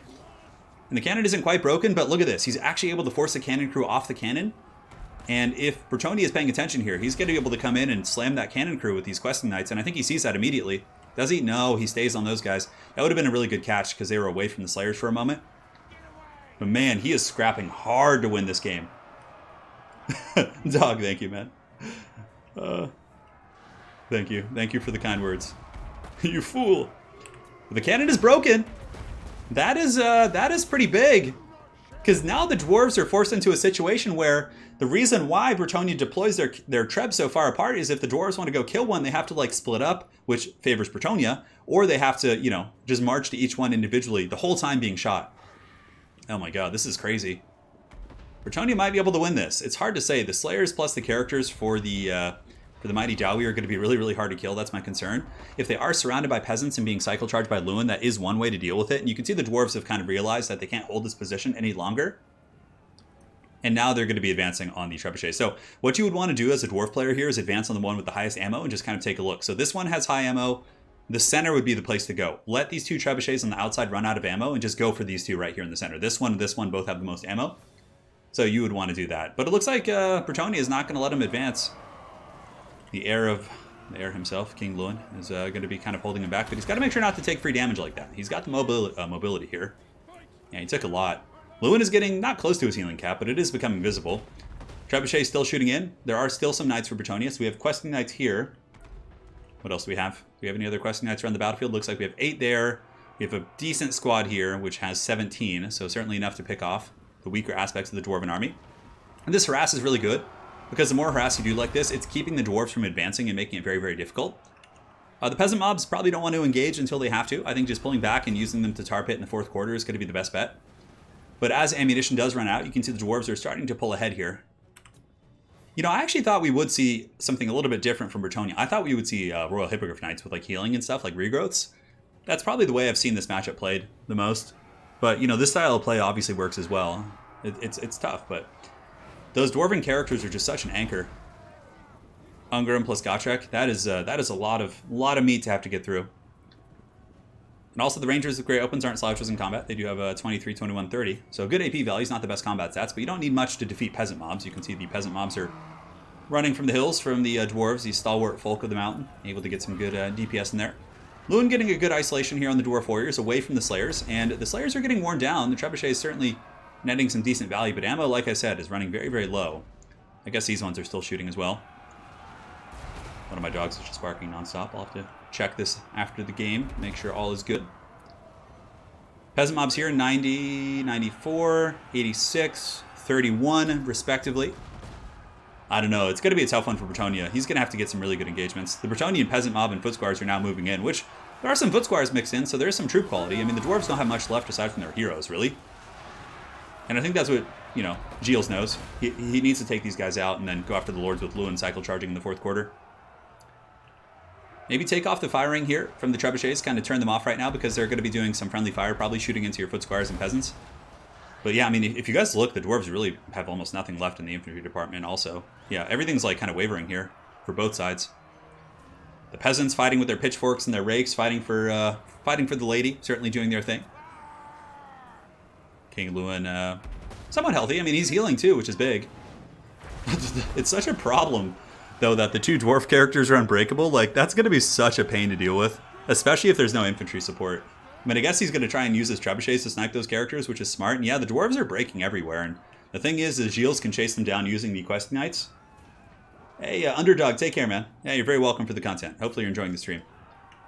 And yes, the video will be up later tonight for you guys to watch, for anyone who's here. And yeah, I mean, the dwarves, mainly just the characters and like 6 slayers here. Oh my god, he is just scrapping tooth and nail. Both players are. And the trebs are still shooting. I guess going after Ungrim is probably the play. I don't know, who's stronger? 70, 50, 470, 70, 40, 430. It looks like Gotrek actually might be stronger than Ungrim. Granted, Ungrim's unbreakable. Yeah, is that actually, like, what's the HP pool in these guys?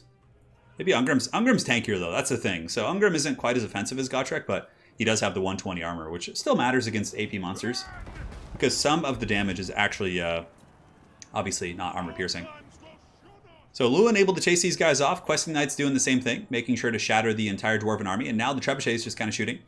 One of the Trebs is still going, so the Dwarves, I think, have their heat-seeking missile destination. They know where they need to go.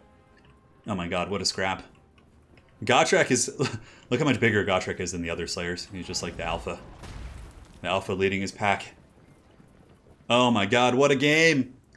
I think Giles is going to have to get the Field Trebuchet crews and get them fighting as well. Buy some time for this one. Oh, is there only one piece working here? I was wondering why this one had so much ammo left. It's because there was only one working trebuchet in the crew. Oh, that's so funny. And yeah, I mean, this is going to be it. The peasant mob should run. Lewin is chasing down the miners on the far side. The peasant engineers, I know. The peasants are like, screw this shit. I don't want to fight Gotrek. I mean, Gotrek, as far as the old world goes, fights like greater demons and you know, warlock and chaos lords. and defeats them. I don't think the peasant mobs probably think they have much of a chance. Dad Trek.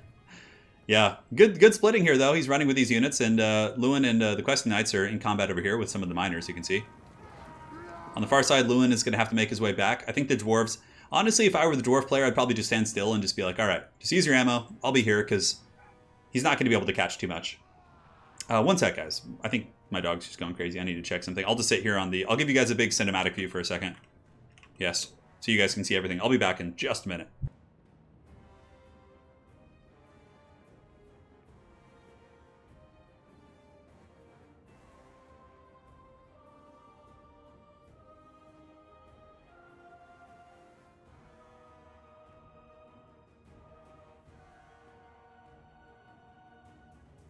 Sorry about that, guys. All is good in the realm.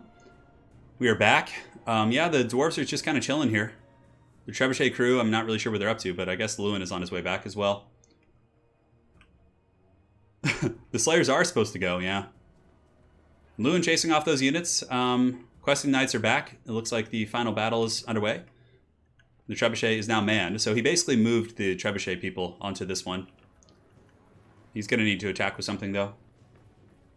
Yeah, the dwarves can't really capture them. I guess he could just make a stand here, like moving the dwarf characters on top of this field trebuchet probably would be his best bet. Balance power is pretty even, but I think it's a little bit deceptive. I guess Lewin is going to have to get some really, really good attack animations. Yeah, so he's going to need to attack here. Looks like he is. Peasant mobs are moving in. Yeah, so he's going to be getting ready to attack here. Yeah, so you can basically switch the crew. So you can take the crew with ammo, and you can see that's what he's doing. Giles is going over here to run right there. And here comes the trebuchet crews and the peasant mobs moving in. King Lewin is on his way back, having shattered the entire dwarven army. The mobs are being sent in. Here they come. The mighty field trebuchet crews. They're offering themselves. They're like, hey, man, don't you want a piece of this, dwarves? Yeah, using the field trebuchet crews to actually fight the Slayers is a good idea. And a couple of those guys are fighting there. Because the field trebuchet crews will actually, be able to probably kill a Slayer or two, maybe. Because Slayers, obviously are very lightly armored, so any damage you can get there isn't going to be bad. Cycle charging is allowed if you have, like, the peasant mobs fighting and different things like that. It is allowed, 100%. Balance power actually comes in Bretonnia's favor here, which is pretty wild. I know, it sounds deep. Even though the balance is for Bretonnia, it's still not going to be easy. You can see the crews here, the field trebuchets, did actually get some damage. And now this treb is online. As long as it starts firing here in a second, that will count as attacking. So the dwarves are just going to make their helms deep here, I guess. Oh my god. Yeah, 2 unbreakable anti-large. It's going to be hard. Yeah, peasant mobs are being sent in now. He's going strong, and Lewin's coming in. This is it, guys. This is going to be the big determining factor here. If Lewin takes some big hits, you guys will notice the bounce power will, like, instantly shift. Yeah, oh man, Lewin takes a huge blow on the way out. Looks like he might even take 2. Yeah, Lewin gets smacked twice right there. Oof. And when Lewin gets smacked by those dwarves, the bounce power actually goes right back towards the middle here. It's crazy. Yes. Wicked D holding it down. Modding all over the place. Great work, man. So Lion Shield is activated. Lewin is certainly here. And yeah, I mean, the trebuchet is moving into position to shoot those dwarves there. And yeah, I don't know, man. I guess to send in some peasant mobs and just like try and get your cycle charging going there. That is, and the thing is, Gotrek can heal himself too. He has that like fortitude ability, so it's a tricky situation to be in. Yeah, and but the problem is for the dwarves is that the trebuchet is now in position. Oh my god, guys, the treb is here, and it's gonna be throwing. The dwarves are just like, oh my god. I'll let them know though. Both players have to be attacking here, so both players must attack. Just a friendly reminder. Today is obviously a pretty casual tournament, so we're not going to be super gnarly about it. But yep, there he goes. So he's charging in. The trebuchet does count as attacking, so the dwarves have to take the initiative and push out. Trebuchets won't do too much damage here. Yeah, I just gave him a warning, Shetland. I let him know because they can't. They have to attack with something. Yeah. But I mean, if they keep beating on Lewin every time he comes in, that's how they win the game, you know. A lot of it is going to be like the RNG of that aspect of things. A couple of Questing Knights coming in as well. Ungrim is getting a little bit worn down. Sword of Crone is active as well. And here comes Lewin. You just got to be prepared for his charges. Like every time he comes in, you need to turn and just whack him with one of the characters. Because Slayer King will... Oh, Slayer King gets a huge amount of damage. A huge amount of damage right there. King Lewin is back. Guys, this has been almost a 20-minute game. So, you know, the thing is Bretonnia doesn't have to attack here with... Oh, but Lewin gets whacked on the way in by the Slayers. Oh, my God. Oh, my God. Yeah, because you can't just stand there and hide. You have to be attacking at all times.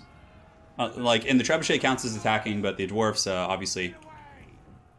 Like, so what Bretonnia should do here is that they should just use the trebuchet to hammer down Ungram and just, like, be patient. Like, he doesn't need to send in these guys. He could just use his treb to shoot. Yeah. Because otherwise, like, if you didn't have rules like that, people could just, like, sit in, like, the corner and the edge of the map and just, like, you know, cackle at you. And there would just be, like, no engagements. It would be boring to watch. Yeah. Exactly. Yeah. Because in Warhammer 1 tournaments, that actually was, like, in the early days, like, before, you know, a lot of great folks like Shetland Apache and, you know, were coming up with good rules in tournaments and things like that. It was the Dark Ages. Yeah, dwarves know they have to go after this. Lewin, oh, Lewin gets a big blow right there. But, oh, is he going to take a shot on the way out? Oh, he's able to get away. Yeah, Lewin is allowed to cycle charge because there's other attackers. Yeah. Oh, man, guys. Gotrek, this is like a story from the books if it were evil factions. I can't read your name, but thank you for the 200 rubles. Pay back every grudge. Oh, no! 25 HP on Lewin. Oh, and down he goes. The Slayer King putting him down. Oh my God. And that's game. Sergeant Spaghetti advances on. Holy shit. That was a game. Dude, Giles played such a good game, though. That is a really hard matchup. They both did. Yes. Who would win, an army, artillery, cavalry, monstrous beast? Dude, the Dwarf Lords carried that game so hard. GG, guys. Well played. So, we have a dwarf in the finals. Hold on. What's that, guys? Bretonnia made it pretty far today, though, guys. Let's be honest. We had a lot of Bretonians near the top 8 who've all done pretty well for themselves, so you can hear a big round of applause for those folks. I guess that's what happens when the beer is insulted. Never insult our beer, is what he says. All right, Spaghetti. See you in finals. So next up,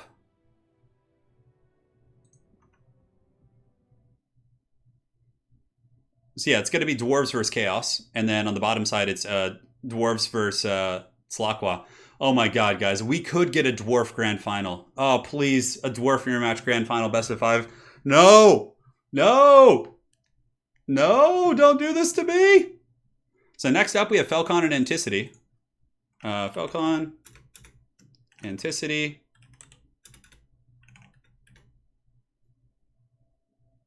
Yes.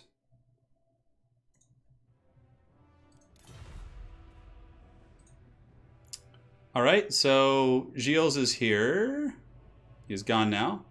So Anticity is quickly here to replace. Oh my God, please don't let it be a Dwarf versus Dwarf final. Please, God, no. It could be a Dwarf versus Dwarf mirror match grand final. Oh God.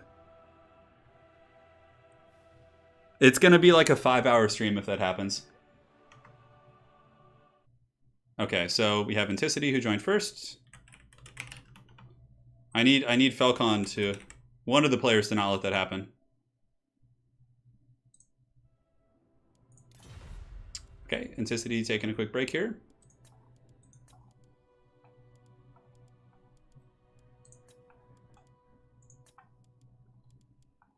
That game was insane, man, with Erwin and Spaghetti. To the Tomb of Shifting Sands for the first map.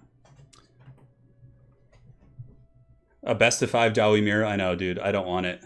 Dawi from another hold arrives. Just a great day.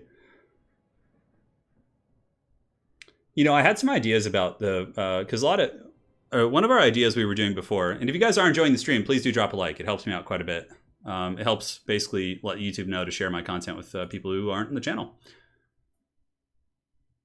Yeah, so what I'm thinking, I want to do the World Cup again. I basically, the one I was working on, I kind of scrapped it because it's just too hard to pick the teams.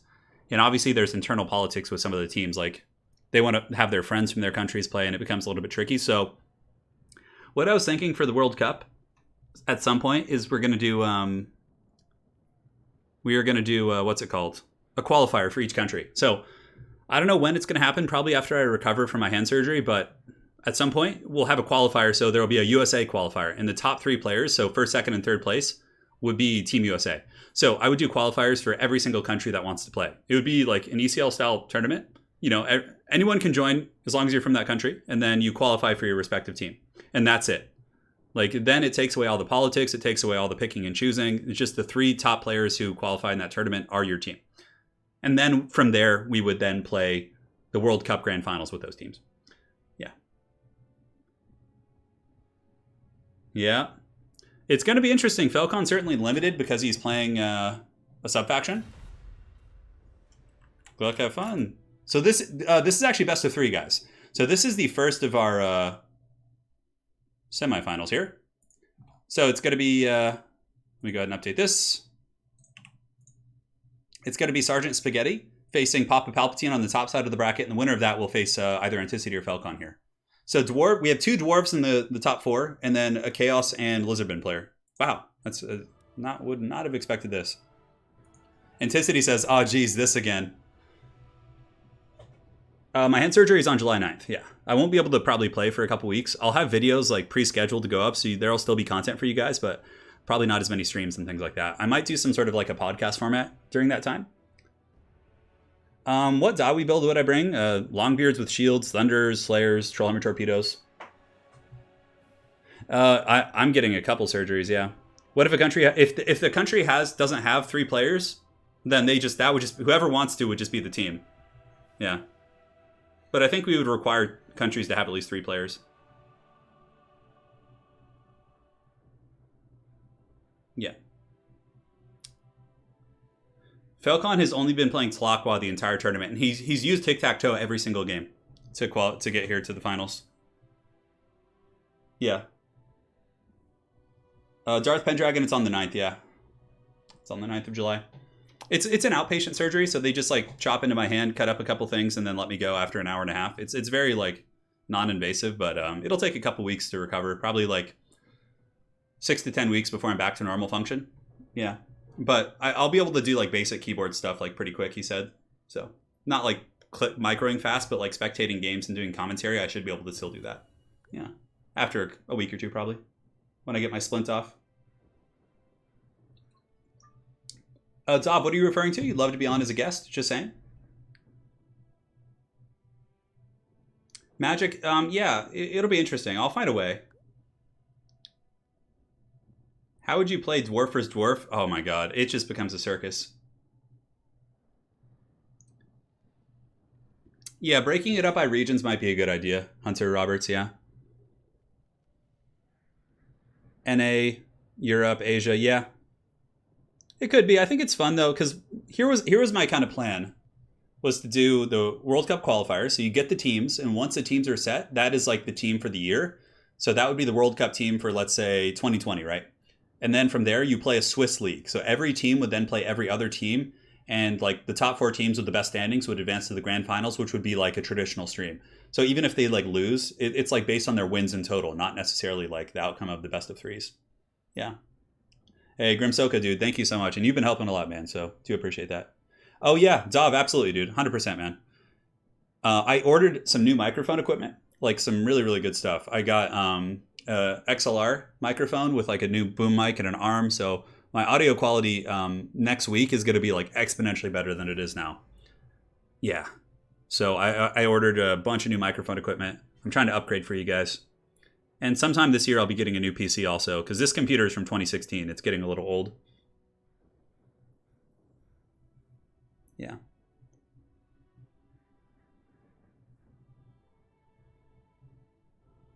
We'll see, yeah. Because there are some countries that have a ton of players, like a ton, right? And I think it's more fun to get behind your country than it is like a continent, you know? Like if I were, let's say, from, you know, I don't know, any country, the UK or like Poland, Germany, whatever. Like maybe if there's like smaller teams, we could form like alliances. Like if there's countries that don't have a lot of players, they could form like an alliance, you know? Yeah. Dread Saurian, if you just ask in the Discord, you should be able to do it. No, Anticity, stop it. Anticity says, for the Jawi mirror. No. Hey, Grimsoka, take care, man. Thank you so much for your generous donation, brother. Hope you enjoyed the Wood Elves, and we'll talk soon. Yeah. We'll figure it out. Don't worry, guys. I'm going to scheme it. I'm going to plan better this time, because last time I didn't really... Well, for the last World Cup, I just invited people from those countries, and then, like, it got a little bit tricky, because if you put the power... If the teams are, like, picking their players, and, like, they're going to pick their friends, and, like, they're going to let their friends play in the events, and, like, then there's going to be people excluded, so having a qualifier system is better. Yeah. Yeah, every country gets 3 slots. And if no one else is in your country, you play all 3. Yeah, Shelland, I think that's fine. Yeah. Like, if you're from, you know, a very small country that doesn't have a huge Total War fan base, like, you can be the sole representative of your country, perhaps. I don't know. I'll think of it. We'll talk, Shetland. We'll talk, man. It'll be really fun. I've been wanting to do a World Cup for quite some time, but the format has eluded me. But now I think we can get rid of the nepotism and the by just having open qualifiers. Mirror matches, it's just hard to tell the factions apart sometimes. Yeah. I will do more Death Guard videos, 40k tabletop, when the coronavirus stuff calms down. Oh god, I said it on my stream. Now it's going to, like, appear in the feed below. Alright, guys, so here for the matchup, let's take a look at the forces of... Oh, hold on, I gotta fix the scorecards up at the top. Goodness gracious, that is ugly. I'm sorry. Ticity's name is just ginormous. Very good. Alright, we're all good. Alright, guys, so for Falcon, is he staying in character? This is a best of 3. Yeah, hopefully they know that. This is best of 3. The finals are best of 5. So it's going to be tic-tac-toe. Tic-tac-toe, Ripper Dactyls, double Pterodon Riders, and the rest of the army is mainly Skink and Saurus. Oh my god. And I think he does have a Feral Bastillodon and a Manticore Summoner as well. So guys, you're getting the true tic-tac-toe experience, and he is bringing this against... he's bringing this against, you know, Anticity, who's a top-tier player. This is going to be wild. Oh my goodness. And now for Anticity's forces, we do indeed have a Gyrocopter, the Brimstone Gun, but that thing is certainly going to be the prey as the Pterodon Riders descend from the skies. And for the rest of the army here on the ground, we have Longbeards into the sunset. We have Trollhammer Torpedoes. We do also have Slayers, a cannon, and it is going to be a Grombrindle, the White Dwarf, most likely for the Smoke Bomb, which is just very, very good. Yes, my friends, here we go. The Lizards advance from over the hill. The mighty Legion of Aqua. Pretty good map for them. I mean, they have this giant hill to obstruct the cannon fire, but honestly, if Anticity just kind of sits back, like, he could be back here shooting his cannon, but it looks like he's actually pressing up to the hill a little bit, which is strange. I wouldn't expect the Dwarves to advance here. Yeah. Who knows, man. Well, the Gyrocopter's just basically trying to stay away from the big old boys up here in the sky. 90 speed on Ripper Dactyls. The Gyrocopter is actually faster, so the Dwarven Engineering is quite swift. Is it going to be, like, shooting at the... Oh, yeah, okay. He's going after the cohort of Sotek, I think. I think that's going to be his pick here. You can see he's kind of, like, rotating that direction here. Yes. Slayers and Trollhammers. Yeah, Slayers will be super good against Ripper Dactyls, but they'll be bad against Saurus, so it really depends on the circumstances. Some Pterodon Riders are being shot by the cannon. Falcon really just positioning to get his entire army as in an envelopment position.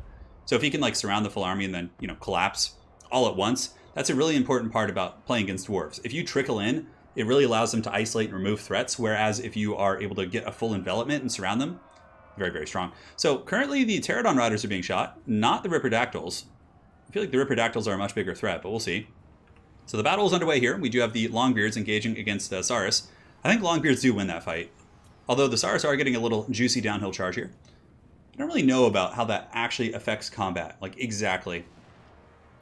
And Dwarves are certainly very good for defensive positions, but the cannon is a little bit overextended here. If you look, like, there's not much buffering between this Lizard advance and the cannon. Granted, Anticity will be advancing the Giant Slayers and the Dragonback Slayers. And this is best of 3, remember. So Falcon can use one strategy, and then he can switch it up for the next game, like go for, like, a full cav rush. It's interesting. It's kind of like what you see in Warcraft 3 and Starcraft 2. How you often see that, right? You see, like, best of 5s with the same faction, and, you know, players will switch up their strategies in between games. Tic-tac-toe, thanks for the stream. Fun listening to while working. Glad to hear, man. I'll keep you going strong. So this is dangerous. Tic-tac has landed here, and he's going after a cannon. But if Anticity's Trollhammers were to turn and shoot him, for example, Tic-tac could be almost one-shotted. But Ripperdactyls are going in after the Trollhammer Torpedoes, but Anticity, ever the savvy Dwarf player, is going to be leaving his Giant Slayers, who just took a ton of damage from that Manticore. My goodness. But Anticity has lost his cannon here. That thing is going to be 100% crumbs, and that's offline. That's actually really punishing. But Dwarfs seem to be faring okay in the infantry engagements. Longbeard's winning here. Longbeard's winning in the back.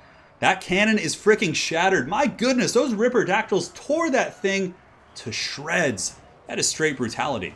So here in the back, the Frail Manticore is being hunted down by the Giant Slayers. It is rampaging, but it is simply a summon, so it's not going to be a super, punishing circumstance. Up in the sky, we do have Pterodons fighting the Gyrocopter, the Brimstone Gun. It looks like Falcon is maybe a little bit ahead in this game. He's been able to shut down a lot of the Dwarven firepower. However, big however, if the Slayers are able to really peel off here, the Trollhammers get back online, things are going to be getting a little bit dicey, but 2 Ripperdactyls, both more or less in perfect health. The Pterodon Riders have taken some damage, and here comes a big engagement, but nice counterplay by Anticity here. He uses the Smoke Bomb from Grombrindle to slow down the Ripperdactyls, allowing the Slayers and other assets here on the Dwarven Ground Force to basically do their job. And Longbeard's, like I said, doing pretty well. Warriors of Dragonfire Pass able to win their respective fight. Longbeard's here in a scrappy one with the Osiris. Longbeard's winning here, and Longbeard's winning here. Grombrindle has no fear, has been popped also. So the entire Dwarven army is currently unbreakable for a period of time, which is nice. You'll notice that the Trollhammer Torpedoes aren't breaking. Normally they would be broken. And if they did break, for example, they would run away from the army, and then the mobile Lizardmen would be able to chase those guys down. So we will see how that goes. No mullet cam today, guys. I am actually shirtless in my boxers, and it's quite hot here, so another day. The mullet is still here, though. I'm keeping it for now. So Tic-Tac-Toe is pulling back up at this guy. Grombrindle going after him. And that would certainly be a duel of duels to see the mighty Tic-Tac-Toe. As a matter of fact, guys, there is actually some stake here for Falcon. I told Falcon before the tournament started that if he wins the tournament with Tic-Tac-Toe, or with Aqua, that I would actually download Tic-Tac-Toe and play with him. So there's a lot here, guys. The meme could come to an end. If Falcon is able to win with the Aqua in today's tournament, I will download him. Currently, Balance of Power is massively favored here for the Lizards, it looks like. Falcon just able to isolate, kill the Gyrocopter, the cannon, now using his Ripperdactyls to bounce into the front line and just wreck the Longbeards. And the Slayers have been worn down as well just by the grinding Saurus and other troops here. I just don't see Anticity coming back in this game. Tic-Tac-Toe is here. The man, the myth, the legend. How is he doing? It looks like 2200 HP on Tic-Tac-Toe. He's going to be getting chopped by that Chaos Warrior. Not Chaos Warrior, Grombrindle. I don't know. I was thinking Chaos for some reason when I saw a giant axe flying in the air, but it is what it is. But yeah, it looks like that's going to be a quick one for Falcon. Now, I'm curious to see if Falcon will switch up his strategy for game 2, or if he's just going to be like, you know what, come at me, bro. Tic-Tac-Toe's coming at you, 2-Pete. And what are you going to do about it, man? Yeah, Dwarves have a little bit, but now that they're so disconjointed, the Ripperdactyls can really punish. I mean, they rip apart Dwarven infantry. 135 AP, 52 melee attack, bonus versus infantry. Yeah. Yeah. So it's looking pretty grim bones here for the mighty Dwarves. Grombrindle just kind of running around with nothing to do here. The Lizardmen, it's only a matter of time before the cycle charging from the Ripperdactyls is able to finish off the Dwarven battle lines. And then from there, Grombrindle fully surrounded by Ripperdactyls and Tic-Tac-Toe is going to go down quick. Oh, the rock drop of Tepok going down from Tic-Tac-Toe there. Able to get some good damage. Juan Orozco, Turin, happy birthday, you ancient tree man. I have had a birthday every day for the past 2 months, so I certainly feel old. Thank you so much for the $9.99. I know. Well, don't worry, Andy. My hands will be fixed soon, hopefully. That was a very impressive game by Falcon, able to win the first in their best of 3. So we'll update these scorecards here. And now we go into game 2. Game 2. This is best of 3. How long have we been streaming for? It's only been going for an hour and a half today, man. I feel like it's been way longer. All right, so let's go ahead and find a map that is very different in circumstance here. Dwarves certainly had plenty of open field to work with there, so do Summer Song. Map set. All right. It's like watching Federer win in the late 2000s, yeah. Yeah. Well, we'll see, guys. We still could get a Dawi versus Dawi finals. Anticity is down but not out. We're on Summer Song for our next map. Players are playing the same factions because it is a faction war style event. Turin is 342 years old. Yeah. Yeah, I'm curious. This is kind of cool. Like, it's a different format. So we get to see like how players adapt to adversity, right? Because normally like you see them switch off to another faction. But here they have to play the same matchup again and like remedy their mistakes. So I'm curious to see what we'll get. The Longbeards did well. They did good. The problem is that the back line, the cannon got shut down like so quick. Yeah, I really think Thunderers are really good here. They can like pound the Flyers pretty well. I actually like them more than a cannon because the cannon's so static. Thunderers like have a high model count, so it's like harder to shut down that quick. And if you just stack Slayers on them, like the birds can't do much aside from dive and pull back, at which point when they pull back you shoot them. Will I stream post-surgery? Yeah, I will. It's gonna be slow. I'll probably take like 5 or 6 days off just to like let it like calm down. But after that, because I'm getting hold on. You guys want the full Monty of what I'm getting? Here, I'll give it to you. It's like it's quite intimidating actually when you say it out loud. But thank you guys so much for your donations today, by the way. It really does mean a lot, my friends. All right, so let me pull up this. I'll read you all the procedures. It's because it's multiple in one day, but they're all in the same area. So, okay, I'm getting a carpal tunnel release, an ulnar tunnel release, a cubital tunnel release, a cyst excision because I have a cyst on top of my tendon, and then a tendon sheath release. So yeah, 5 different procedures in one day. It's freaking wild, man. It's wild. Yeah. Turns aged you. Reckless birthdays, what? Oh my god, guys.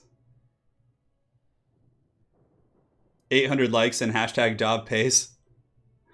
Yeah, thank you guys so much again for joining. Yeah, we are at 1,600 people. That's pretty cool. Faction War format is really fun. One sec, guys. I got to deal with the dogs. They're just out of control today.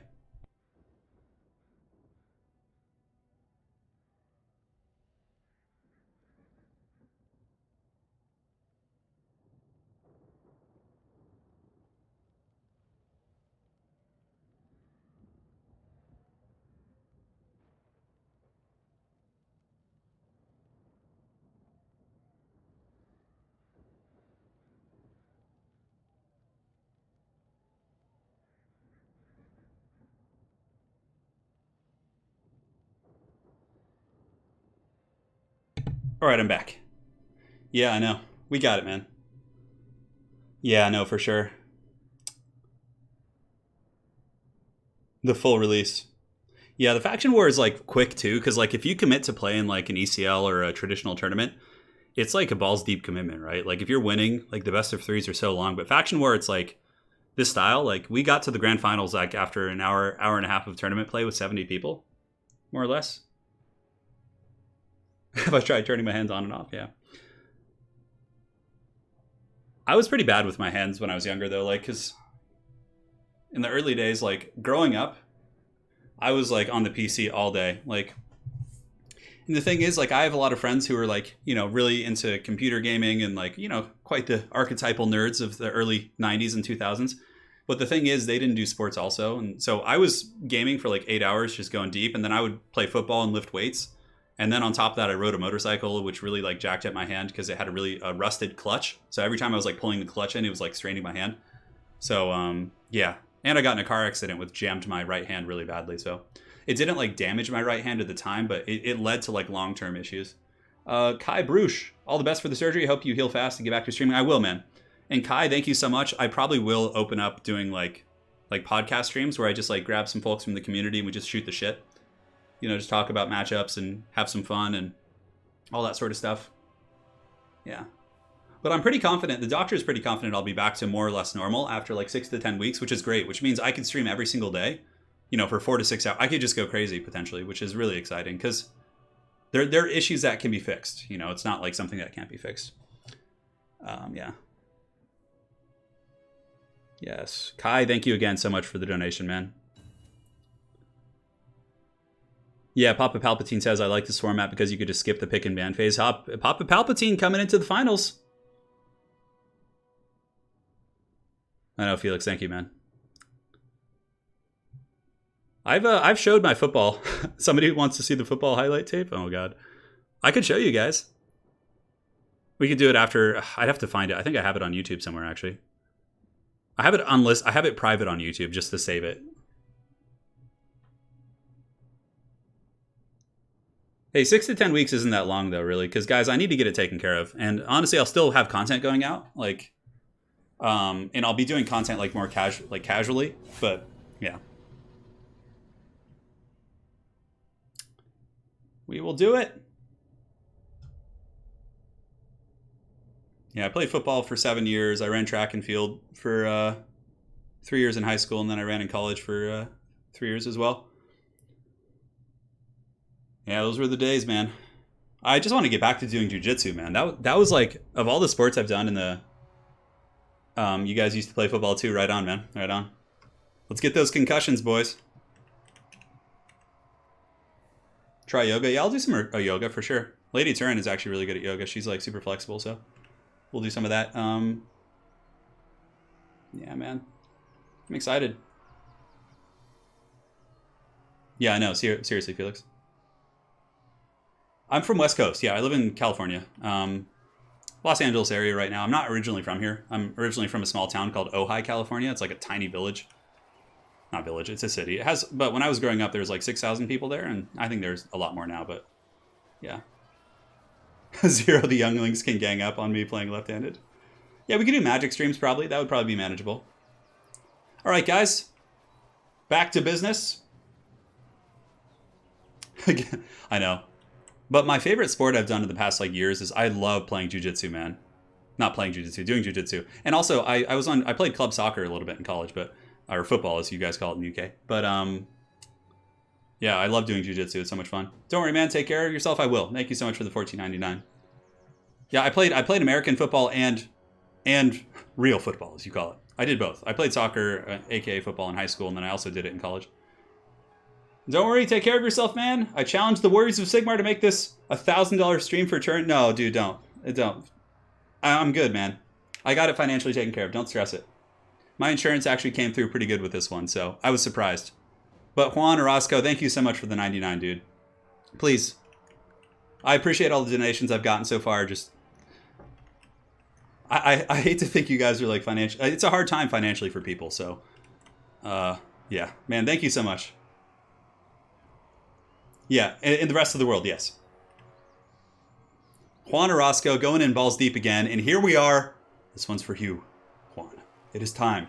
So let's see what the build switched up. For Felcon, no Ripperdactyls this time, actually. So Felcon came in with 4 Pterodon Riders. He does also have Tic-Tac-Toe. For his ground force, it's going to be Saurus and Skinks into the Sunset.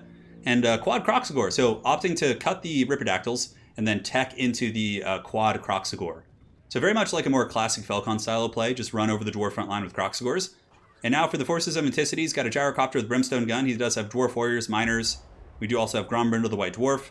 The build's pretty darn similar, but instead he went with double cannons and a massive erect vanguard here of Rangers. What is this tech here from Antiquity? This is wild. Hey, Juan, thank you so much, dude.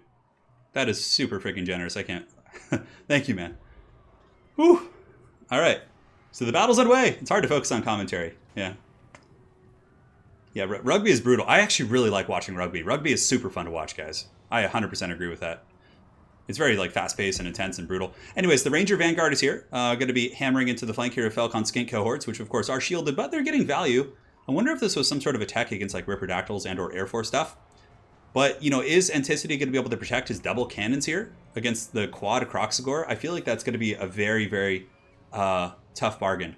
Yeah. Yeah, Ojai, California used to be a very small town, yeah, back in the 90s. Yeah. It was quite small.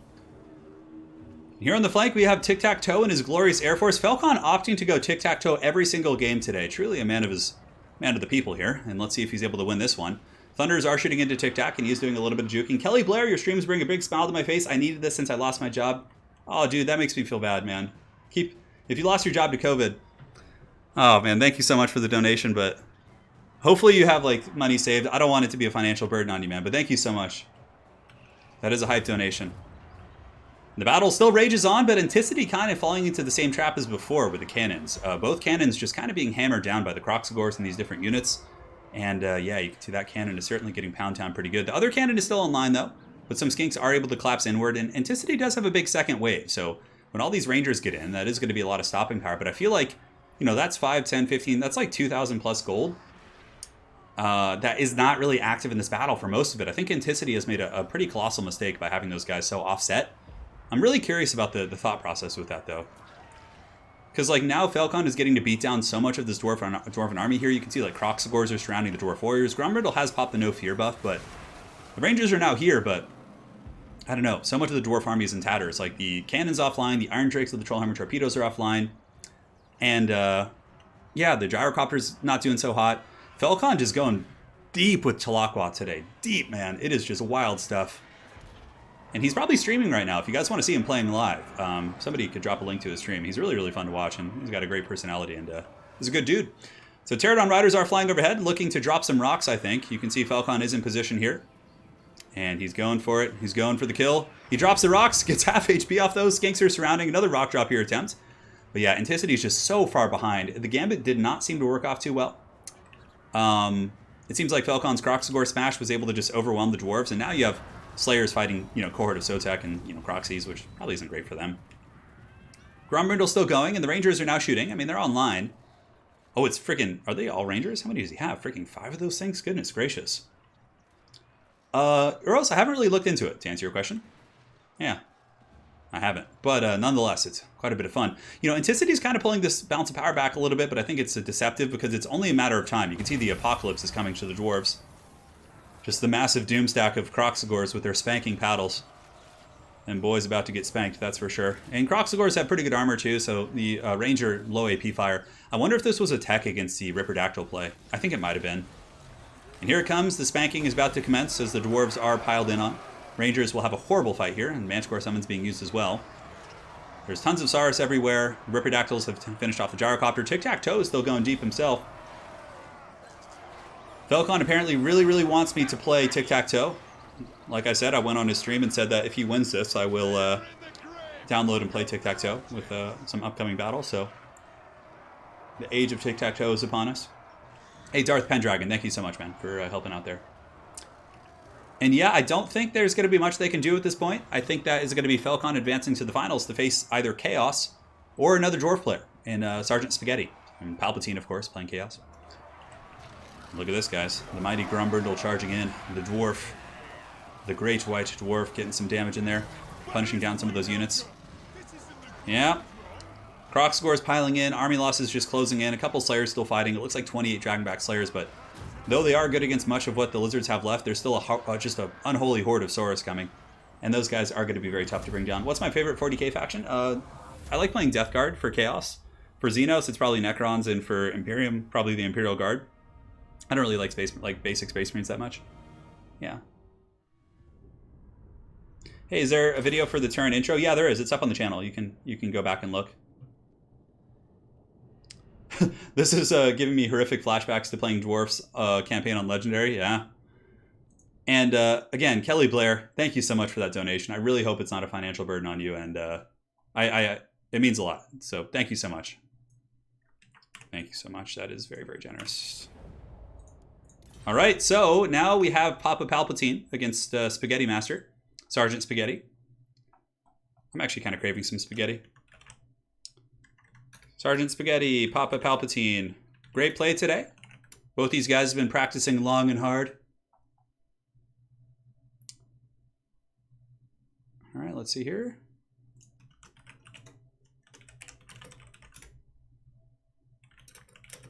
So Simon Benjamin, of course, who's been here watching the stream today, has said that he is going to be giving £50 to the winner of today's tournament. So on top of the money, I'm giving as well.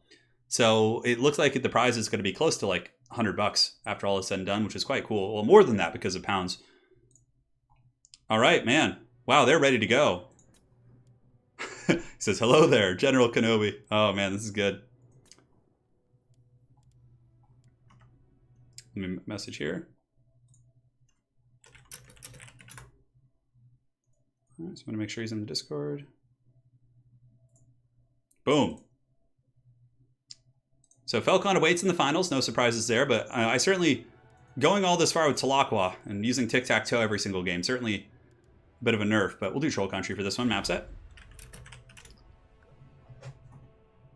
Man, Falcon, I can't believe you got this far with Tic-Tac. Falcon says, yes, Anticity is a really tough opponent. That was an amazing Vanguard idea as well. Yeah, it was a little bit slow. They got to the battle far too late. Far too late. Juan Orozco, what's my MO in Jiu-Jitsu? I actually don't like playing guard. Like, I don't like... I have more of a wrestling mentality. Like, I like to be more aggressive, like maneuvering and trying to get to like side control. Some of my favorite submissions are like I really like Kimura's. I've never been very good at arm bars. Like I've always kind of struggled with arm bars and triangles. Like I just can't pull those off. But the ones the submissions I'm able to pull off the best are Kimura's. Also head and arm, like a head and arm choke. Those are really, really good. I feel like I like to transition from top mount, like pin in the arm against the neck and then like pull a hard switch to the side mount and then go for the head and arm choke from the side. Alligator chokes are fun, though I've never really been able to pull off omniplatas. Like those ones I really just don't like. But I like to like more of a top wrestling style. Like I really don't like playing from guard. Like I just don't like it. Because then you're, I don't know, it's just, yeah. So yeah, more aggressive for sure. All right, guys, let's make sure we're loaded in. We got to update the scorecard here. Oh, got to do that. Sorry, guys, almost forgot to change it. I didn't see who was on what side, so we'll make sure it's right after this. So just make sure the nameplates fit. Yeah, head and arms are my favorite. I really like Kimura's. Those kind of things. I mean, flow kicks, if you're looking to get into like being a mixed martial artist, you definitely want to just do wrestling, jiu-jitsu, and boxing. Like, but boxing for MMA, right? Because like if you're doing like bare knuckles or MMA, like a lot of the traditional boxing defenses, like, you know, don't work quite as well. So yeah, I think just wrestling, jiu-jitsu, and like MMA striking, boxing is like the way to go. Yeah. I'm a huge MMA fan, by the way, guys. I've often thought about starting another channel on YouTube where I just talk about like MMA stuff. Yeah. Anyways, guys, it's going to be Sergeant Spaghetti leading the forces of the Dwarves. And then the Warriors of Chaos are going to be led by Papa Palpatine. So Palpatine has come in with Gorby's chariots, which you don't see terribly often. You know, oftentimes you just see the very cheap Chaos chariots. So he does have 2 Chaos chariots, 1 Gorby's chariot, a whole front line of Chaos Marauders with great weapons, 3 Marauder Horsemen with throwing axes to counter gyrocopter play, Exalted Hero, Feral Manticore, and Warp Chicken. It's a nice army. Pretty classic stuff. Chariots obviously very good against dwarves. And yeah. Yeah, I've seen Wagner Rocha. Yeah. That's cool, man. I'm definitely not terribly experienced, though, in jiu-jitsu. I had to stop because my hands were giving out on me. But I did a little bit less than a year, maybe like 6 months. Yeah. But I will get back into it, and I will be competing. I really do want to do some jiu-jitsu competitions. I love competition. Falcon saying tic-tac-toe is secretly OP. Well, it would appear so. Zero cheering for his Chaos Boys here in chat. The Dwarven build is going to be Thunders, Trollhammer Torpedoes, a cannon. Yeah, pretty boxy build. Certainly strong. Chariots can definitely penetrate the box, though, and he does have some flying assets here, the Exalted Heroes. And it looks like the cannon is going to be shooting the Gorby's chariot, I think. No, actually going after Marauder Horseman. I think it missed the Gorby's chariot and then went on over to the Marauder Horseman. Yeah, who knows. Thunders, Trollhammer Torpedoes, it's going to be a lot of stopping power. I definitely, if I were Papa Palpatine, would wait for the rest of my infantry to get involved before I commit my other assets, which I think is what he's going to be doing. And in the back, we're going to be getting, I think, a Searing Doom, it looks like. Yeah, Searing Doom's coming down. It is able to get some decent damage. That wasn't bad. I mean, it did some okay HP damage to the Slayers and the Cannon crew. It'll help you break them a little bit easier as this battle does progress. You know, actually against Dwarves, I think Final Transmutation is quite good if you can blob up Slayers and things like that. But some people do like to go for this Gehenna's Hounds and also Searing Doom, just more AoE type stuff. You can like spam it. And it looks like we're going to be getting the Hounds here, which is pretty funny. What kind of damage is that going to do? Okay, that's a little bit lackluster for sure. It's not much. It does actually tear into the Iron Drakes here, but yeah, again, I really think the Final Transmutation is the way to go. So Chaos needs to commit now, get their Chariots in there, because their front line will lose this. Chaos Warriors with great weapons, or Chaos Marauders will lose against probably baseline Chaos Infantry, or Dwarf Infantry, excuse me. And the assets in the back are now jumping in, the Exalted Heroes. Going to be pushing in. Here you can see the mighty Chaos Feral Manticore pushing in. This is cool bait, because what he does is he sends in his flyers, and then if the Slayers don't go there, then, you know, the cannon dies, but if they go there, they get popped by that big AoE bombardment. That was actually a really good play by Palpatine. He's able to shut down the Dwarven cannon very early, and the Dwarves in the front line have been overwhelmed. Excuse me. Need some water. Etiquette, I'm too weak. But that was a good slam in the front line. The Gorby's Chariots have insane AP values and bonus versus infantry, so able to break down the Dwarven wall. Now some of the Marauders have gotten into the back, which is looking a little bit disconjointed here for the Dwarven battle lines. And this is interesting because Papa Palpatine, despite, you know, forgetting his 3 Marauder Horsemen this entire game, he's been 3 or 4 minutes, he's just left them there. It still looks to be winning this fight. Granted, it's very close, still a lot of Slayers, and but the Dwarven gun line is in shambles. Yeah, you can see now he realizes, he's like, oh, my Marauder Horsemen! He's going to be bringing those guys in. And yeah, the Exalted Hero now going after the Dwarf Lord, so it's just a basic Dwarf Lord. Not a lot of AP on that, so the Exalted Hero, very, very safe for that engagement. Warp Chicken getting his dirty drumstick here in the back lines and causing problems, and the Dwarven Chariots are doing well. Chaos Chariots slamming into the back of Dwarven Infantry, allowing the Marauders to have a decent engagement that they normally wouldn't have here. And the Gorby's Chariot, I think, is still online as well, yeah, tearing through these ranks, and Warp Chicken just causing massive problems.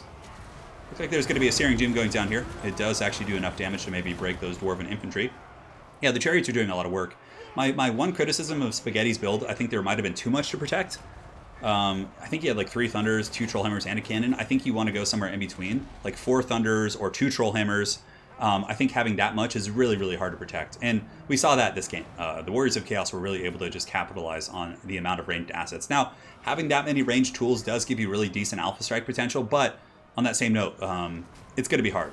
It's going to be hard to protect that many units, So here we have the Marauder Horsemen with throwing axes now going after Sergeant Spaghetti's Dwarf Lord, it looks like, and getting some decent damage in there. Some nice cycle charging coming in from Papa Palpatine. Some great work indeed. And now on the far side, we have the Chaos Pharaoh Manticore and company grinding through here. Papa Palpatine actually was scheduled to play Chaos in our last faction war, but he had to drop out last second with some scheduling changes. So certainly a very savvy Chaos player. And now the Chaos Marauders with great weapons are doing their best here. Pushing through these Dwarven Infantry. Warp Chicken Terror Routes will be impactful against baseline Dwarf Infantry. Not Longbeards, because they're immune to psychology, but it's only a matter of time at this point. I think the Dwarven lines are so heavily compromised. Manticore's chasing down Thunder units. Looks like there's going to be another bombardment here, which I think is actually going to do more friendly fire. Yeah. Kind of nuked his own units, but it looks very cool from a Chaos heavy metal perspective. Able to charge in there. Gyrocopters are actually quite good in this matchup. If you have like 3 or 4 of them, the Manticores can't chase them all, and you can like crossfire and pull back and shoot the ones that are being chased. Especially on a map like Troll Country, you can like pull them close to the edge and break them off pretty well. And that's going to be a victory for Chaos. Man, very impressive performance here by Palpatine. Really, really collapsing that Dwarven position. And Chaos looks to be on their way to the Grand Finals. We will see. But that is game 1. The Dwarves still have hope. Spaghetti does have a chance to take his build back to the drawing board. But I really do think the reason he lost was there was too much to protect. I mean, it could have won if he got some really big Alpha Strikes with it, but he didn't. Yeah, you gotta, that's too much to protect. Yeah. And also splitting your box up and going wider with Dwarves, a lot of people should do that, I think, in this matchup, because Chaos can collapse your position, but if you're like spread out and pull them apart, like, believe it or not, it's actually quite good.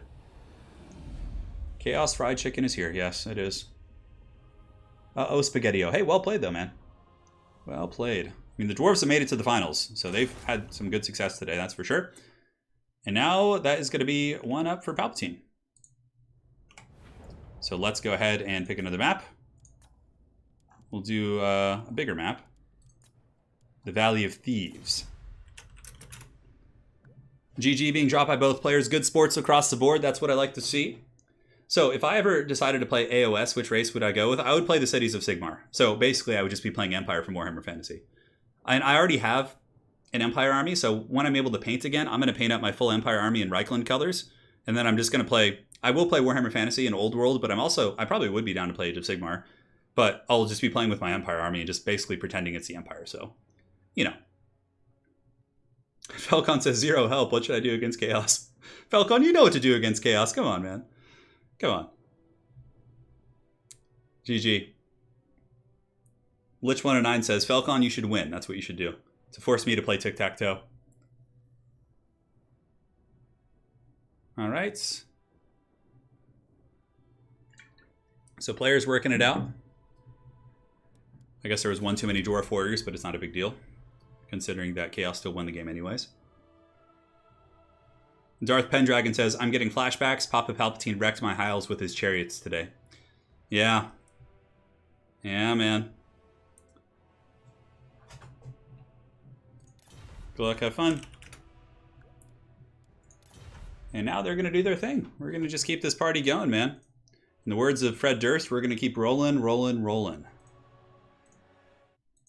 Yes, we are indeed. Just painting your Fire Slayer Forge. Very cool, man.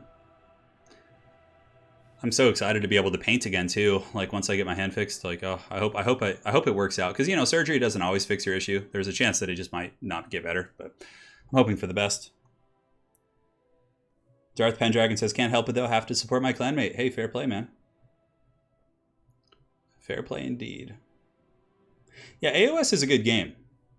It's like, it's smooth to play. Like the rules are very simple, and I don't like the double turns. But in Age of Sigmar, like I played a couple games on Tabletop Simulator with Lore Master of Sotek, and I liked it. I just don't care for the lore that much. That's my biggest problem with it. And for me, I have to be pretty engaged in the lore. Yeah, to like it. Yeah. Hey, Alex, glad you enjoyed the vids, man. Yeah. I did not know that Fred Durst has a jazz club. No. You know, Limp Bizkit is one of my guilty pleasures. Like, I can jam to some Limp Bizkit and just enjoy myself. Like, even this day. Like, if I put on some of their older songs, like, I would still enjoy it. So Limp Bizkit is a big guilty pleasure of mine. Who's another one? They're probably the biggest one. That's my guilty pleasure. Like, I like me some Limp Bizkit. Versadamo says, I always have to root for Sergeant Spaghetti. Hey, fair play. Yeah, I am. I'm going to get back into it, Thomas, for sure. I'll start playing, doing jiu-jitsu again, and we'll start lifting weights if I can. It depends. Hey, Cody Stewart, that's fine, man. Yeah, to each their own. So I've talked to plenty of people who like Sigmar lore, and that's cool, man. You know, for me, it's like if Age of Sigmar probably existed in a vacuum, like if Warhammer Fantasy hadn't existed and Age of Sigmar just came out, people would probably like it. Like I bet you a lot of people who played Warhammer Fantasy, like if they just didn't play Warhammer Fantasy, would have liked it.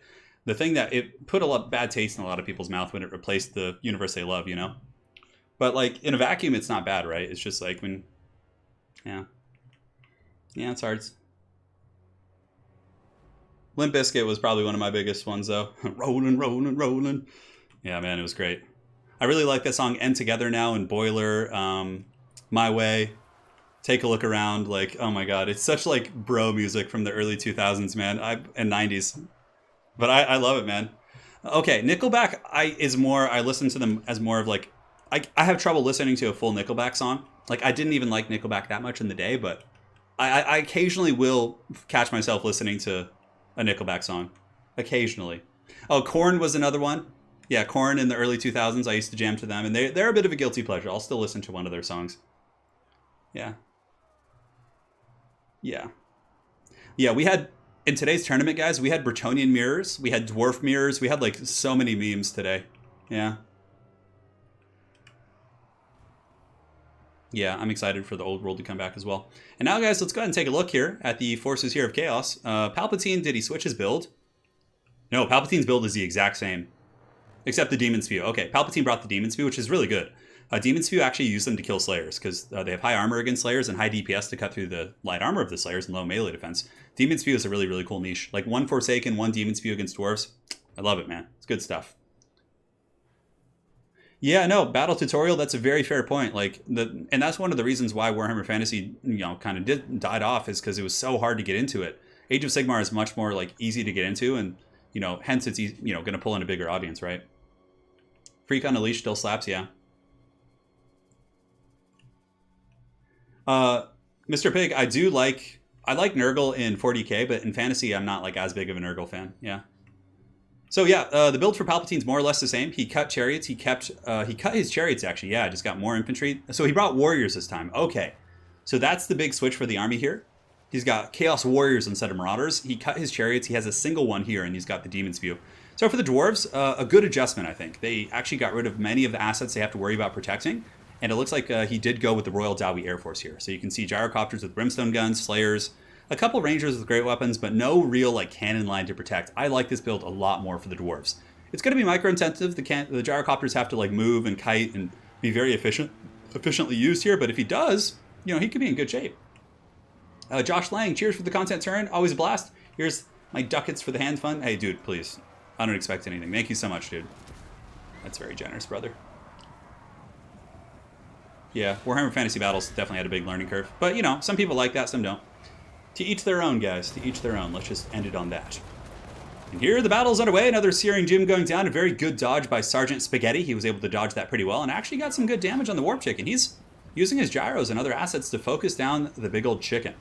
So Dwarf Warriors are going to have a hard fight in the front. The Chaos Warriors with great weapons will be quite strong. But Thorgrim is here, and Thorgrim is a beast. If Thorgrim stands on top of the Dwarf Warriors and just kind of beats on the drums here of these guys, that's quite good. Also, the Dwarves do have Felix Jaeger. So they have Felix, who is quite strong. He's going to be able to heal Thorgrim, which is a very, very powerful combo. Oh, a big Transmutation of Lead going down, which hits most of the Dwarven army, and Chaos is winning in the front line. No surprises there. Dwarves did not bring AP infantry, and also Forsaken charging into the Dwarf Warriors here. Man, look at that. Nice play by Papa Palpatine. Really on point with the debuffs. Like this time he went with a debuff build. And you can see with the Plague of Rust on these Dwarf Warriors, they are being cut to pieces by the Demon Spew. That is so much damage. I made a charge bonus of 39, 65 weapon strength, 49 melee attack. They're buzzsawing through those Dwarf Warriors, and that is brutal indeed. So the Gyrocopters are going to have to carry here for sure. The Dwarf army is going to be crumbling pretty quickly to this enveloping pressure here. Thorgrim, of course, in the front, quite good, helping fight back against some of the Chaos Warriors, but this Dwarven position just completely buckled off. Like, completely dunked on. Like, these guys destroyed, these Dwarf Warriors destroyed, and now the backline is open for Chaos, as the Demon Spew and these Nurgle-afflicted beasties just charge in here, and, you know, Slayers are forced to intercept. Slayers aren't good against Forsaken. And also, you know, Chaos Warriors will beat down the Rangers with great weapons, and it looks like Papa Palpatine might be on a bit of a run here as the entire Dwarf formation, this box is just collapsing. And, you know, as someone who in the past has considered myself a Dwarf main, I really don't like Dwarven boxes against Chaos. I think you got to go wider and pull them apart and, like, isolate things. I think if you play a box, they can just envelop you like this, and it's really, really tough to fight back against. The debuffs have been really impactful. Bounce of Power is starting to get more and more Chaos favored, as these Slayers are stuck grinding in combat against so much armor, which is really not what they want to be doing. These guys are wavering, and it looks like Sergeant Spaghetti is going to be meeting the end of the road. Granted, a great run today, bringing the Dwarves all the way to the top 4, but it's not going to be enough. We have a little bit of a lore situation here. We have Felix fighting a demon. It's kind of cool, although Gotrek would normally be with him, but that's fine. And Sartorial is going to get, getting beaten down here a little bit by Felix, but Thorgrim is in his last stand here. Gyrocopters, yeah, it doesn't look like the gyros were too effective either. I think he was running for most of the battle. But, you know, if a Exalted Hero is chasing a Gyrocopter, that's a win for the Dwarves, because then that's 800 gold being chased by 1100 gold, which is good. A couple Dwarf troops fighting on the ground, but really it's just kind of a foregone conclusion. The reason why the balance is decent for the Dwarves is because Thorgrim is so tanky. But the Dwarven force on the ground is going to be grinded to dust here, and that is going to be all she wrote. They have wronged us. Hey guys, you know, Dwarf players, you guys can't be complaining today. We had 2 Dwarves make it to the top 8. Like, there was more Dwarves than Tomb Kings, Vampire Coast today in the finals. They have entered the Crump Zone. They have Astos Moldova. Thank you so much for the fiver. But Dwarves had a good run today. They had a lot of great wins against good players, but when they made it to the finals, they met their end. And Dwarves have a decent matchup versus Chaos. It's probably slightly Chaos favored, but not that much. Maybe not anymore even. But yeah, it's an even matchup. But, you know, Papa Palpatine just played a really, really good game. And what more can you say? The Emperor is going to be advancing on to face mighty Dark Lord Falcon, which is going to be good. Felix casually beating on some greater demon. Yeah, that's pretty powerful here too. You can see Thorgrim's getting a little bit of healing from Felix, but throwing axes are very good against Thorgrim too. AP, and he's such a big target, so down goes the Grudge Bearer. Felix is going to be retreating back to Altdorf to go meet up with Gotrek and tell him about this, and I'm sure they'll seek vengeance on Sartorial, but that's that. Well played. And now, guys, it's going to be Palpatine in the Grand Finals, facing off against Falcon and Telaqua. So who would have thought we'd see Chaos in Telaqua in the Grand Finals of a 70-man faction-specific tournament? Wild times we live in, man. Wild times. All right. GG. Spaghetti says he screwed up. Hey, it's not a problem, man. Spaghetti, you played well. A tough opponent, but you got here today, man. That's enough props. So now let's get Falcon. So stay here. Tell him to stay here, and we'll go ahead and get Falcon joining up.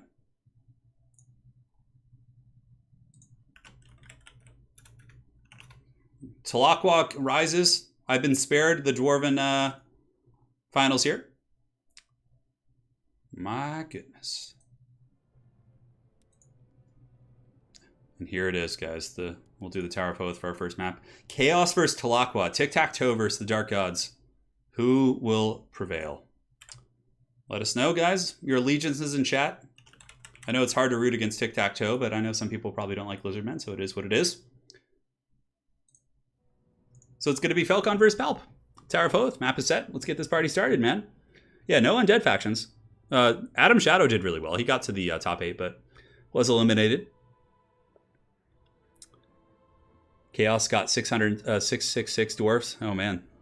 Will we see Sigvald versus Tic-Tac-Toe, the dream matchup? Tic-Tac-Toe is way better than Sigvald, like, leaps and bounds better. Because he's mobile, has, like, good AP.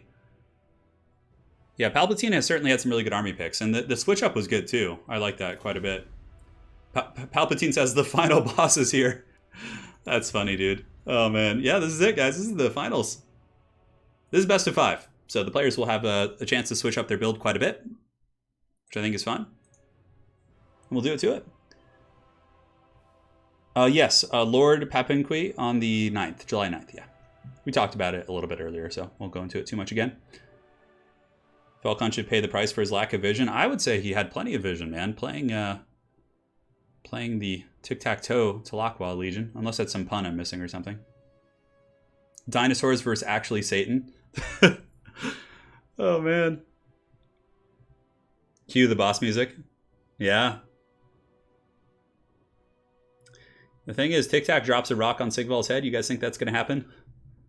Wicked D, that's funny. Oh, man. I don't know, Low Drop. You'd have to ask him, man. I don't know the answer to that question. Pretty sure he had some kids and stuff, so he was like probably got very busy. Ah. Yeah, Tic-Tac-Toe, as far as meme lords go, is definitely, you know, one of the better of the meme lords, because at least he's mobile and has some utility, whereas, like, you know, a lot of these, like, meme foot characters just, like, contribute nothing, except for just not dying. Yeah, I don't know. Was Sigval not OP in Fantasy? I don't know, actually. Well, you know, what's going to happen, guys? Look, Chaos hasn't gotten its, like, a DLC update or a rework, so I'm sure when that happens, Sigvald will be given, like, a Mount of Slanesh or something, or he'll get some really good abilities. Like, he's going to get the Grimgore treatment eventually. Like, let's be real here. Yeah. Hey, thank you, Lord Pepinqui. Appreciate it. Been glued to my screen the whole time. Thank you, James Pack. Dude, I'm glad to hear it, man. It's been a really fun stream today. We've been going deep, and Palpatine's ready. Falcon getting his army all set. I wonder if he's going to meme in the finals.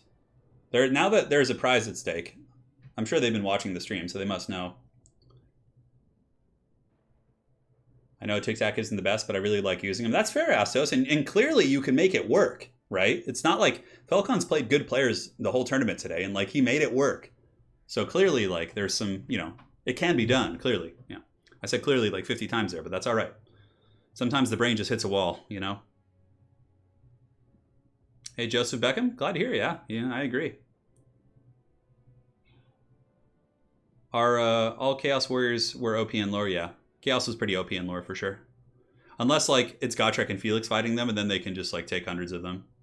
There's a really cool fight in the books actually. When Gotrek and Felix fight this like really scary Chaos Lord who's like blessed by Tzeentch. Yeah, that was a pretty cool fight. Yeah, Mr. Pig. I don't really think I want to see what Sigvald would consider mounting. Yeah, true. True indeed. Yeah, no, Grimgore I think is still one of the weaker legendary lords for the Greenskins. I 100% agree. In campaign, I think he's one of the strongest, but in because he just confederates and gets so crazy. Yeah, I'm really excited to see what the future will bring for like Chaos and these other factions, man. It's gonna be fun.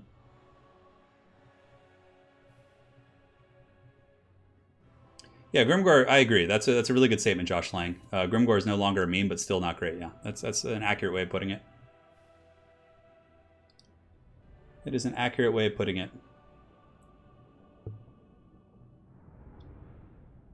Well, Tretch is pretty terrible.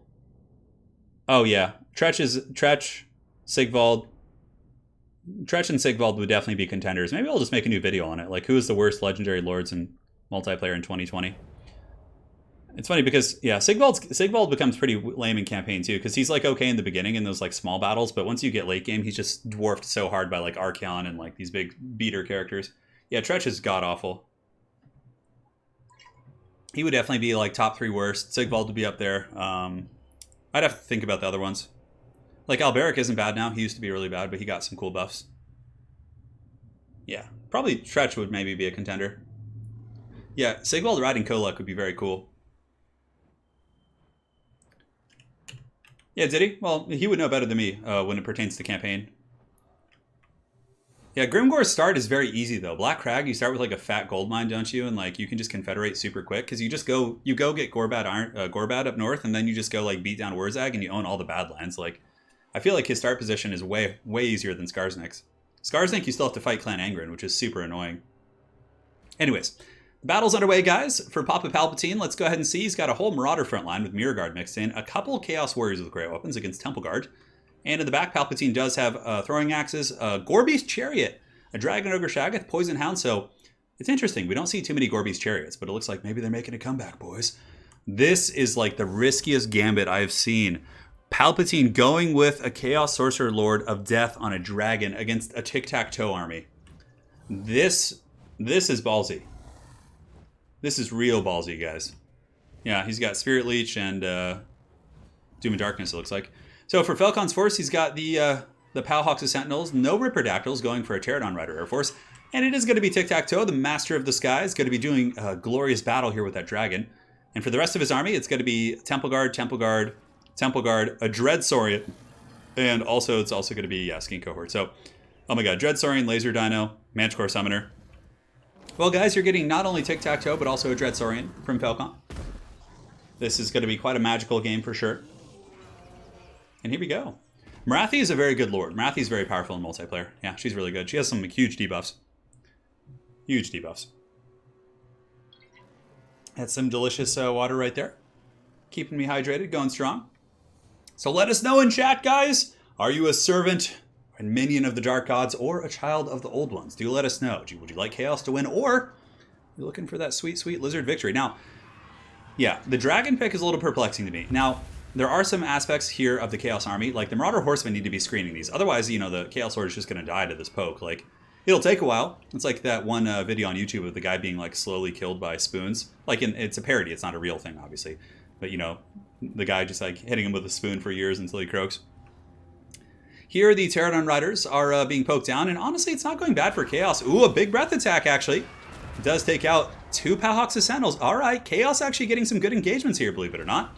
Tic-Tac-Toe in the meantime, I don't know if this is going to be great for him. He does dive on some Marauders and takes out 6 of them, but he also takes some HP damage himself, so don't really know if that was worth it for the old boy. But Palpatine really needs to make sure that he gets his Marauder Horsemen and chases down these flyers. He can't just like let the Chaos Lord deal with it all by himself. Otherwise, he's going to be kited into the Shadow Realm, and it is not going to be good. It is not going to be good for him. So Powhawks of Sentinels getting poked down pretty good, but Falcon, of course, has the micro to split these units and do some good work. Spirit Leeches are being used on the Flying Air Force, which, you know, has its ups and downs. I suppose the downside being is that, you know, then you don't have Spirit Leeches for the Feral Dread Saurian. And also Falcon able to get his Bastillodon with the Solar Engine and get some huge shots here into Falcon's Chaos Lord. A little bit of lag here. Should be okay. Let me make sure it's just us 3 in this game and we don't have a mysterious spectator. And it looks like here, Papa Palpatine is going to be getting a Shaggoth and running up to go after Tic-Tac-Toe, which, you know, if Falcon forgets about that, that could be a game-winning play for him, but I don't see Falcon forgetting about that and letting that happen. Now, the main Chaos Force is advancing. Nice juking there by Palpatine, able to dodge that Laser Dino, and Falcon's Air Force has taken a little bit of a pounding, but he really needs this Chaos Sorcerer Lord for the breath attacks on the Temple Guard. That's how he wins this, right? You breath attack those guys, you wear them down, you prosper. So Tic-Tac-Toe was able to get away. Shaggoth a little bit out of position. Definitely going to want to sprint up here to get engaged a little bit more quickly. And now the Marauder Horsemen throwing their... are they throwing axes? No, they're just javelins. So javelin's certainly going to be better suited to work here against the Pterodon Rider. So again, my apologies for the lag, guys. It's not much we can do in the game, but this is the Grand Finals. So it's Aqua facing off against Chaos in today's open faction war, which is awesome. So Hound circling around the back, looking to find their way in. Not really too many choice targets for them, although... if Papa Palpatine was able to get his Chaos Hounds and actually push in, and let's say feast on the skink who's hiding in the trees here. Yeah, you can see there's a little skinky. A jolly little guy, but yeah, that would be the best play. If those hounds got the skink, that would be huge. No Manticore summons would be a big boon. But the Chaos Sorcerer Lord on a dragon is very, very low, and it looks like a Manticore is going to be summoned in the back, and now the Dread Saurian is going to be diving into the front line. So one of the players probably experiencing some intermittent lag, but it should pass in a moment, as they were not lagging when the game started. So hopefully it will kind of calm down. Tic-Tac-Toe and company, just looking for good engagements, and the Ripperdactyls, or not Ripperdactyls, but the Pterodon Riders are hiding in the trees, just kind of throwing their little javelins at the horsemen. Ooh, a nice breath attack by Palpatine right there, able to get those Temple Guard down very low, and now we have a King Kong versus Godzilla duel. We have the Dragon Ogre fighting against the Feral Dread Saurian, and Dragon Ogre will lose this, if he's surrounded by Temple Guard especially, and the Dread Saurian will get the good engagement. So Palpatine needs to definitely be careful and pull back here. In the front line, we do have the Chaos Warriors beating down the Temple Guard slowly but surely, and the Manticore is being used to chase down Palpatine's Chaos Sorcerer Lord. It looks like most of the lag has subsided now, so that's good. A little bit coming back in here and there, but, you know, it happens when you have people connecting from, you know, all over the world. Yeah, the Dread Saurian's still pretty healthy. Balance of Power is currently Falcon favored, as his Air Force is really doing well, and his Temple Guard are winning the frontline engagement with the support here of the Dread Saurian. And here it looks like there's going to be a big old Flock of Doom going down, which does nail the Chaos Warriors. And yeah, another Manticore Summon coming. Manticore Summon is a false inflation, so the bounce power isn't necessarily as it is right now. Simply because, you know, there's 2 Manticores in the battlefield, right? Which is really going to affect the bounce. Where are the Hounds going? Hounds, I think, are just chased off here by the cohort of Sotek here. Papa Palpatine certainly in a bit of a pickle, but he has grinded through the Temple Guard relatively well. And Tic-Tac-Toe is actually very low. Now, if he could survive the Manticore summons and kind of rally some of his forces, maybe take out Tic-Tac-Toe. The Chaos Lord is still alive too, right? Like the big scary AP Dragon is still, you know, doing its thing, but it's being kited so well. Yeah, it's being kited. Go chase it! Yeah, there he goes, being kited again. 73 speed. He can't quite catch those guys. And the Marauder Horsemen are the answers to them, and they're kind of off the battlefield. And if you really look here, you can see the Dragon Ogre Shaggoth is being beaten down pretty bad by the big old Dread Boy. Push back, especially with Temple Guard support. Laser Dino still doing its thing. We have some Chaos Marauders still fighting, some Horsemen on the periphery, some Warhounds with poison that could come back, but yeah, I don't see this being a comeback for Chaos. I think it's going to be very, very tough for sure. Falcon certainly in a very dominant position here as his Dread Saurian is so healthy, and I mean, what on the Chaos roster here? I mean, I guess maybe saturated fire from the Horsemen over a period of time could damage it, but I just don't see that Dread Saurian going down. Also, the Chaos Lord is just getting blasted by the Laser Dino the longer this battle goes. And here the Shaggoth is being hunted by the Manticore. About to meet his end. That's a pretty cool shot. Like all the Temple Guard escorting the Dread Saurian into battle. That's really, really epic for sure. And it looks like the Dread Saurian is going to be the alpha predator, the apex, as the Dragon Ogre Shaggoth is hunted and taken out. Brutal stuff as the Dread Saurian rips it apart there. Palhawk's Sentinel's chasing off the Chaos Lord, but he does rally, which is a little bit of a boon here for Chaos. But Chaos is definitely going to have to go back to the drawing board. Now, what would be really good for Chaos would be like a Hell Cannon against this style of play. Like a single Hell Cannon would pretty much hard counter all the Temple Guard. It would force them out, too, of that defensive position. But, you know, Falcon can switch, too. Is Falcon going to be switching to, like, a Cav play with, like, Horn Ones and Cold One Riders? Like, he can, right? That's the thing about Best of 5 mono faction. It's really, really a pretty wild format. Here it looks like a couple of Chaos Infantry still fighting. Getting some okay value, but it's only a matter of time before the mighty Dread Saurian does come and close these jaws around these foul heretics. They're running an A-frame on the... I know, isn't it? That was a really cool looking shot. A little slow-mo, unintentional, as the Dread Saurian just plows through its prey. Oh, man. The Chaos Marauders are like, screw this shit. Our Dragon Ogre is gone. We cannot win this fight. That is going to be game 1 for Falcon. So we'll see if we can resolve the lag issue there. I'll talk to the players. We could, like, rehost or something. Tic-Tac-Toe won it, guys. He did it. I don't know what he did that game, really, but, you know, whatever. The rest of the Lizard Army was able to get some value, and I like the build from Palpatine, too. I think it was good. The Chaos Sorcerer Lord just did not do much. He just kind of got hunted. I mean, one good breath attack, I suppose. Yeah. A little bit of lag.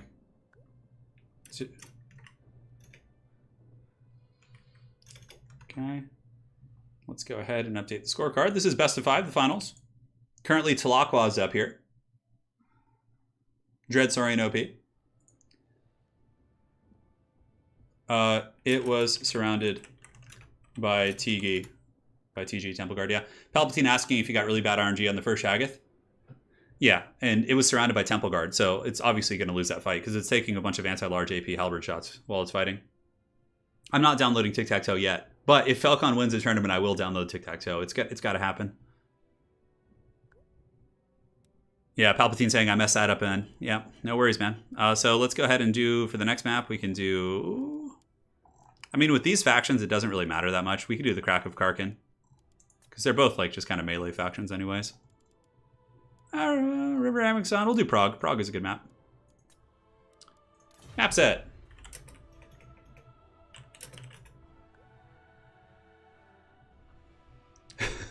Yeah. Would a Bestillon with the Ark of Sotek be any good?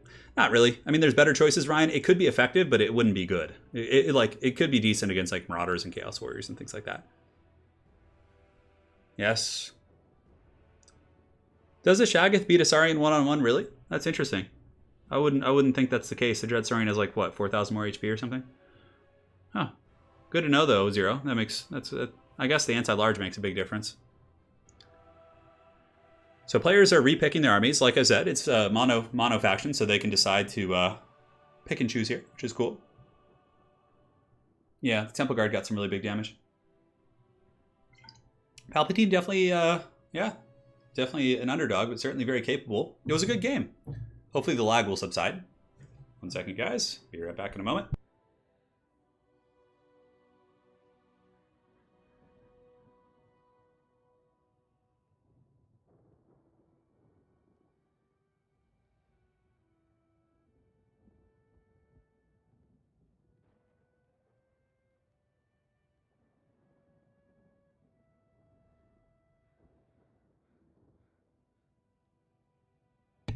All right, guys, I'm back. I'm just going to be sitting a little bit away from the microphone here for a minute as I do some stretching and goodness. So Palpatine looks like he's ready, so he probably had another build kind of in the back pocket. I would probably cut the Chaos Sorcerer Lord on a dragon. That would be something I would make a change to. And if Falcon is going to be going for like a Temple Guard box, you could also just go with Warp Chicken, like Sartorial and Final Transmutation, Nuke, Temple Guard, plus Tic-Tac-Toe. I mean, that would bring him down to almost like half health. So, yeah, there's a lot of options. Hey, Felix, thank you for the kind words, man. Right back at you. Are you guys talking about a head-to-head campaign? The next head-to-head I'm doing with King, we're doing the Battle of the OP faction. So it's going to be him on... he's going to be on Grom the Paunch, who has like some of the most OP campaign mechanics in the game, right? With his cooking. And I'm going to be doing Ikit Claw, who obviously is super OP because of the Doom Rockets and like the weapons workshop. So it's going to be a really fun campaign. Mortal Empires. So we'll be very close. All right. So Palpatine is ready. I wonder if Falcon will switch. Honestly, in a best of 5, I might try and call someone's bluff and like bring a very similar build. And then you can switch from there, or maybe just a hard switch to like a rush build. Because Lizardmen have a lot of ways to play this matchup. You can go with like Groxagor, Smash in the front with like Salamander and Razordon Kite. You can go full Kite Lizards too, which is really, really good here. Yeah. I'll be back in just a second, guys. Just finishing up some stretching and massaging of my old crippled hand. Yeah, I'm sitting back a little bit. Just bear with me, guys. I'll be back in a second. I'm just doing some stretches. Almost done. All right, and here we are. We're back in business. I know it sounds weird, guys. I was just sitting back very far. Yeah. I was like on the other side of the room. I know, guys. I told you guys I was stepping away from the microphone for a minute. Come on now. So we are in Prague for this next battle. Yeah, I don't know. I don't know who has the advantage between Grom and Ikit, because Grom can like rapidly confederate too, but Ikit's like Doom Rockets are super strong. Yeah. I really think Warp Chicken is good. Kolek is a good choice too. I like the Kolek pick here from Palpatine.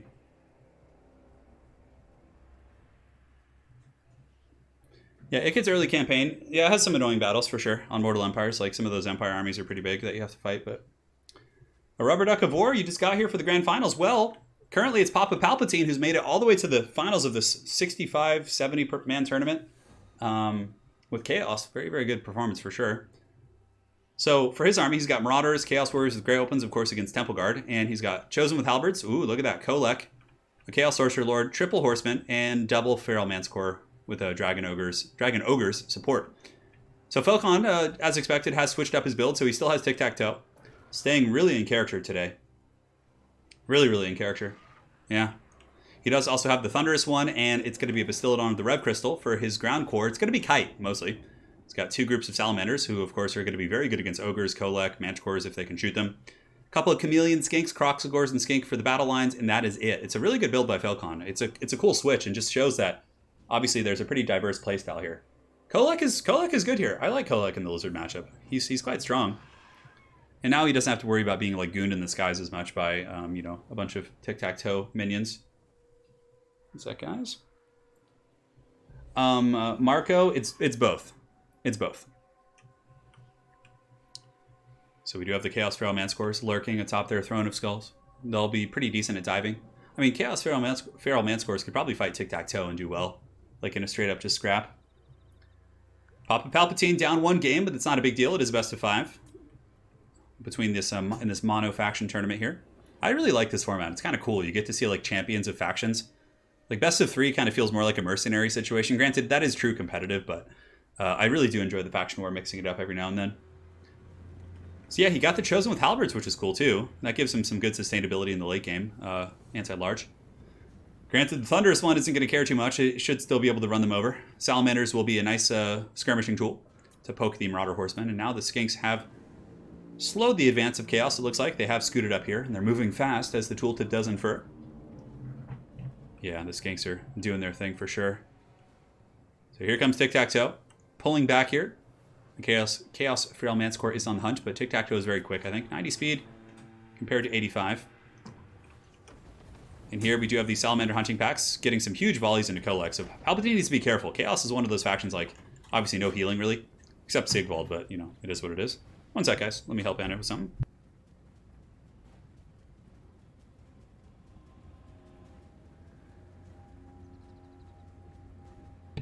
Alright, I'm back. Anna just needed some help getting the door open with her crutches. She has a broken foot at the moment. And now the Salamander is raining some hot fire here. Brutal damage here into the Chaos Warriors, actually. I mean, the Lizardmen don't really have much of a front line. It's mainly Skinks, but it's a lot of annoying poke, and like Falcon is just getting such good focus. Kolek does have 100 armor or 95 armor, but man, that is a lot of HP he just lost. Probably about 700, 800. And now we do have the Thunderous one going after the Marauders on the flanks, but it is being swarmed by throwing axes, which is a good play. Thunderous one going to be taking some damage. Kolek rotating outward. Chaos definitely needs to try and get this engagement going in the front if it can. Feral Manticore is not really doing too much. They could be used to probably hunt down Salamanders. I think that's going to be one of the best plays for them. Just like one Manticore on each Salamander once the fighting does start. And here you can see the Thunderous one did take a bit of damage, but Falcon just masterful kind of poking and kiting so far. And yeah, look at that. The Manticores are going to be jumping on the Crocscores here and then pulling back. Dragon Ogres trying to get in there. They will beat Crocscores in combat with their anti-large. But obviously, maybe with their Skinks nearby, it's not going to be so easy. Falcon just with really good rotation and battlefield control, like he's really effectively screening out the Marauder Horsemen, and Kolek is just not able to find a good engagement. Chaos really struggling to get that fight that they really want, right? So these Chaos Warriors are now fighting Skinks, should be a good engagement for them, and the Chosen with halberds are just kind of waddling, but Falcon coming in with the kite build, kind of like we anticipated, right? Yeah, we kind of, I figured he would kind of switch to a kite build, because Lizardman kite is actually really, really good against Chaos. We've seen it quite a bit with Yali Nale, and of course I've had it happen to me quite a bit, as Chaos is one of my main factions, so I experience this quite a bit. Now Kolek is in combat, but not a good situation for him. He's being focused by Salamanders and also fighting a big monstrous ROR. Granted, he could beat it in a vacuum, but this isn't a vacuum. It is a mighty battlefield, and there's a lot going on. Up in the sky, we have the Duel of Duels, Tic-Tac-Toe going to battle. The Master of the Skies activated, giving him 90 melee defense as he makes pretty quick work here of this Feral Manticore, but he's taking damage. And here, the glorious Chaos Feral Manticores are chasing down the Salamander hunting packs. And Kolek is certainly on the ropes. He'd probably run. If Kolek kites back here, the Marauder Horseman can at least get some good value here against the big old Thunderous one. And Chaos really just kind of chasing. You know, having a really, really hard time. Really, really hard time. Cast a regrowth on Lady Turin. Yeah, I'll give it a try after the stream, guys. Don't you worry. Chaos Feral Manticore is able to bully in and knock over the Skink Priest, but of course foot characters often get knocked over. And yeah, this Manticore not looking too happy. Seems like a pretty dominant performance so far, as Kolek is kind of pushed off by a Manticore summon. Some of the Marauder Horsemen will be used to save Kolek, so they're pushed into melee contact, and the Manticore will be disappearing here in about 15 seconds. Dragon Ogres and Chosen still are a thing. I think more conservative Kolek play this game would have been better.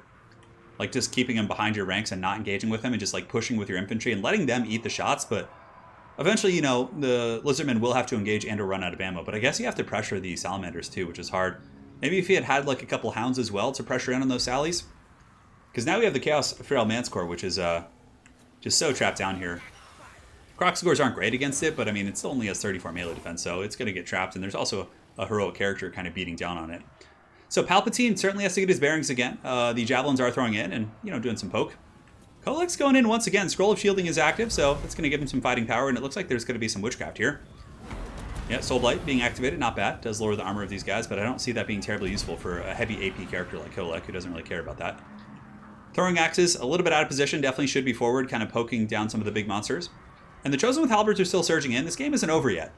You know, if Kolek is able to get one or two good engagements and take out Tic-Tac-Toe, for example, and or one of the big dinos, and you have to remember there's Chosen with Halberds here. Those guys are very, very meaty and hard to bring down. Granted, Cohort of Sotek is quite good against them with their poison and their AP values and their refuse to die. Yeah. And here comes the big old scrap here. Kolek Sun Eater charging in. Finally, Chaos gets the engagement it wants, but not until Kolek is at 10%. Oh, the Master of the Skies descends and attacks Kolek. Is he going to be able to get him? Who would have thought? Mighty Kolek Sun Eater, the most ancient of dragon ogres aside from Big Boy himself. It's going to be dragged down by Tic-Tac-Toe in combat. So Tic-Tac-Toe is forced back there. And, not Tic-Tac-Toe, Kolek. And he's unintentionally juking, which is really funny because he's like trying to decide which direction to break. And now we do have the Chosen with Halberds grinding it out, which is great. I mean, now that Palpatine finally has that melee engagement, he's doing well here, right? The Chosen with Halberds were doing good until they broke there, but that's going to be army losses. And yeah, the kite was so good there from Falcon. Man.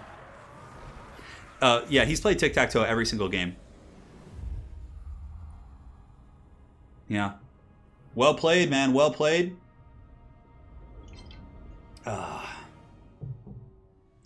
Kolek was defeated by Tic-Tac-Toe. Falcon showing his knowledge. He is a Lizardman main. That's one of his best factions, too. So you have to expect him to be really good at Lizardmen. So, like, he can probably still win with, like, one meme lord, right? Like, even if, like, he knows how the matchup. He knows it. All right, so game 3. Pillar Bone. This is best of 5. Palpatine saying GG. It's a good lesson for Palpatine, too, because he can go back to the drawing board, you know? He can definitely go back to the drawing board.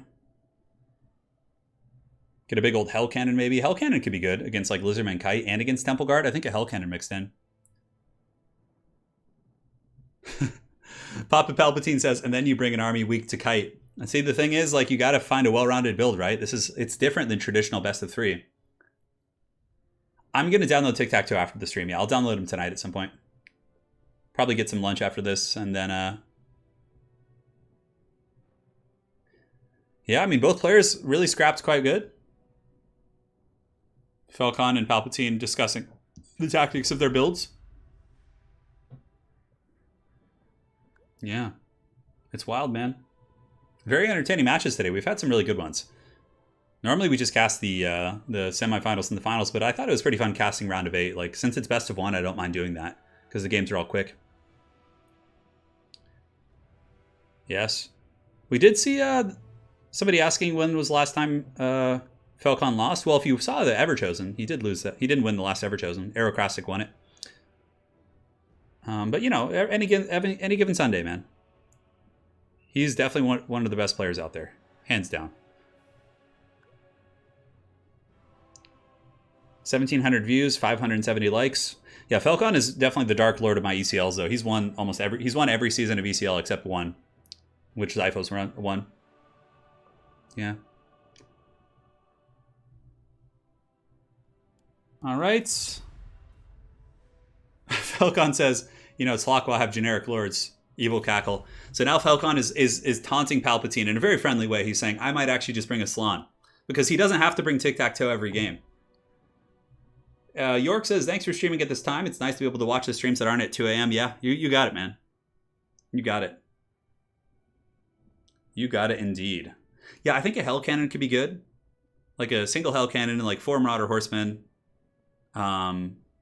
I like the Kolek pick, but against Kite, Kolek is going to have a really bad time. They all. I think Warp Chicken is the way to go. And then Palpatine says, do you really want to ruin your Tic-Tac streak in the last series? And Falcon says, I don't know. Soothsayer qualified for my ECL this season. He's in the Grand Finals waiting. He won the first qualifier. Soothsayer did pretty well in Everchosen too. I think he got to top 4. And was, I can't remember who beat him. Was it Aerocrastic? I think Aero beat Soothsayer. It was a good series. Soothsayer is hands down one of the best players of all time in Total War Warhammer. Like, he has the most tournament wins, like spanning back. Like, he's amazing. Yeah. We're on the beta. Yeah, because the beta fixes a weapon damage bug. Yeah. When is Scarsnet coming? My Scarsnet campaign will start again on Monday or Tuesday, probably. Yeah. I just have to edit them, which I've been a little bit behind on editing, so take some time. Hey, Jack Shaw, I'm doing well, thank you. Yeah, I wonder what Palpatine will bring. I would like to see a Hell Cannon for sure, but I mean, you know, we're on Pillar of Bone, which isn't a big map, so maybe a Hell Cannon would... You know what? Hell Cannon actually is good on Pillar. There's a couple good places to hide it out of line of sight. Yeah. Well, LSC, most people who watch Total War are actually European. Like the biggest player base is European for Total War.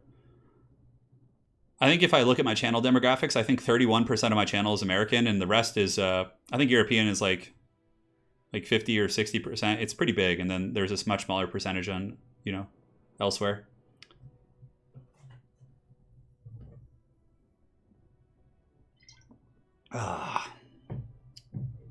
Tic-tac-toe. If I do a tic-tac-toe campaign, it'll be a head-to-head. So I think King and I will do a head-to-head with Ikit and Grom, and then I think after that I will do I'll play tic-tac-toe in a head-to-head versus someone. Yeah. I'm not terribly interested in Troy, to be honest. Yeah, Falcon is Russian, yes.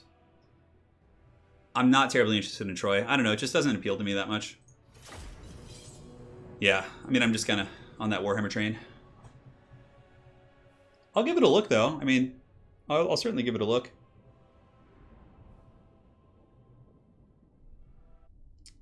Yeah. Yeah, we got people from all over the place, man. I'm seeing Florida, US. We got a Dane. We got someone from Britain, New Zealand. Eastern Hemisphere. Yeah. Peru. We got someone from Peru. I have a couple good friends from Peru. Chaos is a good faction to start with for noobs, yeah, because they're pretty straightforward, honestly. Colorado. New York City. My dad lives in New York City. Someone's from the Warp, although your name does not look like... Is that a Polish name? Can't quite tell. Yes. And now it is time, my friends. Well, Super Ganja Lex, because it's spelled E-R-E. It's like "ere we go." It's not like "here we go." It's spelled differently. Yeah, so I'm just reading it as it kind of sounds. Russia, Canada, all over the place, man. Toronto, Germany, the Full House, man. Japan. Konnichiwa, Genki desu ka? I hope you are doing very well, my friend. Sugoshi Nihongo o hanashimasu. Sugoshi. Yes. Malaysia, Alaska. Man, yeah, Norway, Florida. I love the descriptor of Florida there. Switzerland, Estonia, Wales, Belgium. Oh man, Netherlands. Finland. Wisconsin. Slovenia. Anna has a couple coworkers who are from Slovenia. Czech Republic. Jan, oh that's cool. Anna actually can speak Czech, relatively. She can communicate in Czech. Poland, Czech, jak się masz, my friend? All right, guys. I would keep reading the countries, but I got to focus on the battle now. This is the grand finals, and let's see what Falcon has done. So Falcon does have... Oh, I thought that was not tic-tac-toe for a second. I was like, oh my god, he's got Krokar, not Krokar, but a Scarvet, or an Old Blood. But his front line is going to be Saurus. Secondary line is Skink Cohorts. Double Feral Stegodon, a Saurus Scarvet for the anti-large, a Skink Priest with Manticore Summoning, and a bit of an Air Force. So it is going to be tic-tac-toe backed up with 2 Pterodon Riders. So yeah, a really, really cool build. So Palpatine has done the switch. He got a Hell Cannon, which I like. He's got Chaos Warriors. He does have Archeon the Ever-Chosen on horseback, Lord of the End Times, trying to prevent the End Times here. Got a Dragon Ogre Shaggoth as well, and a couple groups of Marauder Horsemen in the back. I like this build. I think it's cool. I mean, I liked all of Palpatine's builds, but yeah. It's been tricky, man. The Marauder Horsemen should be able to fend off here, and the Hell Cannon will get good value. This is why Hell Cannon is so good on Pillar of Bone, because you can like hide it here, and like if there's enemy cannons or other things like that, you're going to be doing your things. Yeah. Yeah, one Freeman probably. Yeah, I haven't spoken Japanese in many years. I used to actually be able to have like more or less full conversation. It's Sagoshi. Sagoshi? No, Sagoshi means a little, doesn't it, in Japanese? Correct me if I'm wrong. Hanabi says, bro, I'm so tired I can't see what units are using. Yeah, it's Marauders mostly, Chaos Warriors, and then Saurus and Skinks for the Lizards. Not too many, elite troops on either side. Burning Head can be pretty good here as well. Oh, he actually brought Flamestorm, which is an interesting choice. Archeon will be good against the Stegodons as well, so that does give Palpatine some good stopping power. It's really going to come down to engagements, because I think both armies have the tools they need to win. And that Hell Cannon, oh, brutal damage from that freaking Hell Cannon, man, wrecking those Saurus. So far, it's really, really paying for itself. So the Stegodons are being sent in, and a good engagement here for Chaos. They do get Archeon plus the Dragon Ogre to countercharge those Stegos. And there's also a bunch of Chosen with great weapons here. And you can see the Stegodon actually taking some substantial damage. Now, it's going to be really, really important to keep that Hell Cannon online. Marauder Horsemen need to commit their resources for sure, because that Hell Cannon is single-handedly dunking on the face of the Saurus. You can see the Saurus in the front are already broken. Oh, and a big old Flamestorm going down. Where is this going to go? Oh, it looks like it's a miss. Oh, that's such a shame. Flamestorm is such a gamble. Burning Head is just so much better. Yeah, because that's a lot of Winds of Magic just kind of wasted here. But anyways, we have Archaon plus the Dragon Ogre Shaggoth going for the big old duel of duels here against the Saurus Scarvet. Flaming Sword of Ruin, or Cascading Firecloak, excuse me, has been activated. Now we have a monstrous duel, but Archaon's a little bit kind of surrounded in here by all these big beasties. Certainly going to be a tough pickle for him to get out of, but we'll see how it goes. Chaos Warriors are piling in. The Archaon duel is going okay. Slayer of Kings giving a massive DPS, and you can see the Scarvet is actually being torn apart. Marauder Horsemen have engaged in melee, trying to save the Hell Cannon. I think maybe leaving some Hounds back there would have been really good, because there's not really much to flank here with the Hounds, but I suppose this rear charge here will be good, applying poison and locking in some of the big dinos. So the Dragon Ogre Shaggoth looks to be maybe going back there. Hard to say. Archaon pulling away from the engagement. This is actually decent for Chaos because the Saurus Scarvet has pulled back out of engagement range. Archaon looks to be trying to get back to that Hell Cannon, which is certainly on death's bed here. Yeah, well, not death's bed, but it's in the danger zone. Archaon now being hunted by a lot of big dinos, and even though they're not great against him on his mount, it's still a numbers game. Cascading Firecloak is active, and the Dragon Ogre Shaggoth is going to be pulling in, getting a rear attack here, but Archaon really engaging without support. The Chosen, of course, doing a good job. This is a much closer game than before, but a big misplay not protecting this Hell Cannon back here. I mean, have some Hounds and Chaos Marauders. They would have been able to stop the Pterodon Riders, even just Chaos Marauders. But in this case, they're going to be taking a beating here. Now, Chaos is certainly not out of this game yet. Archie could get some good engagements. There's still a fair amount of Chosen, and Chaos has more or less done well in the infantry engagement. The Chosen have done well, and the Dragon Ogre Shaggoth is getting a good solid beating here on the Scarvet. Archaon coming in again. Does he have Flaming Sword of Ruin? He does not. It actually Cascading Firecloak and Fireball. But here you can see the Scarvet's getting a little bit danger low. Certainly not happy about this. Archaon is very, very close to breaking. -10 leadership. And another Manticore summon probably will be the backbreak here. And yeah, Hell Cannon just is gone. That's an expensive Hell Cannon too. That's a really, really pricey piece. But I suppose even if he had protected the Hell Cannon, he kind of got out-monstered here. Some of the engagements were very good for Chaos in the beginning, but I don't know. I mean, if Archie is able to take down Tic-Tac-Toe, maybe. Looks like he's going after the Scarvet, who's now broken. So Falcon has lost his Scarvetter, and that guy probably won't be much of a factor as this game does progress. He falls. Archaon is in the Duel of Duels, and there's still a fair amount of Chaos Infantry nearby. The Manticore is a problem. But Archaon is very low, guys. He's very low. 564, 34 leadership. Really hanging in there. And Tic-Tac-Toe is forced to pull back up in the sky. Hell Cannon in the back is offline, so I mean, I guess maybe if the Hell Cannon was still going, Chaos would have a chance here, but yeah, without the Hell Cannon, I don't see that happening. And that's going to be Tic-Tac-Toe, the Lord of the Skies, defeating Archaon, the Ever-Chosen. His runes are smote upon the battlefield, face-planted by the mighty Tic-Tac-Toe. The Meme Lord himself, reigning triumphant. That was a much better game by Palpatine. Certainly could have gone either way, but in the end, that's going to be all she wrote. Yeah, the magic usage wasn't great either. Like, I think if Palpatine had had some better magic usage, he might have had a much better engagement. But it was a good fight. That was a good scrap. That was a good scrap. Good fight indeed, guys, and Falcon is going to be the victor of today's open faction war. Winning with Aqua, caring not for all of his foes. He is going to be advancing on to the champion spot. He's not going to be advancing, he's just going to be winning. That is it.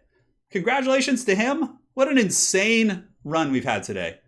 Who would have thought Aqua was going to, friggin' do it, right? Do it. Who would have thought Aqua was going to do it? And as a matter of fact, we need to update the scorecard. So I'm going to show you guys the history of today's event. All right, very good. And then we had Palpatine go to the finals.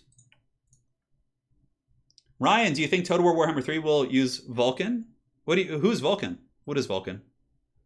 No FFA, I got to rest my paws. Yeah, I've been streaming a lot. And Falcon will win in the grand finals, but well played to Papa Palpatine, man. He did it. He had a great run today.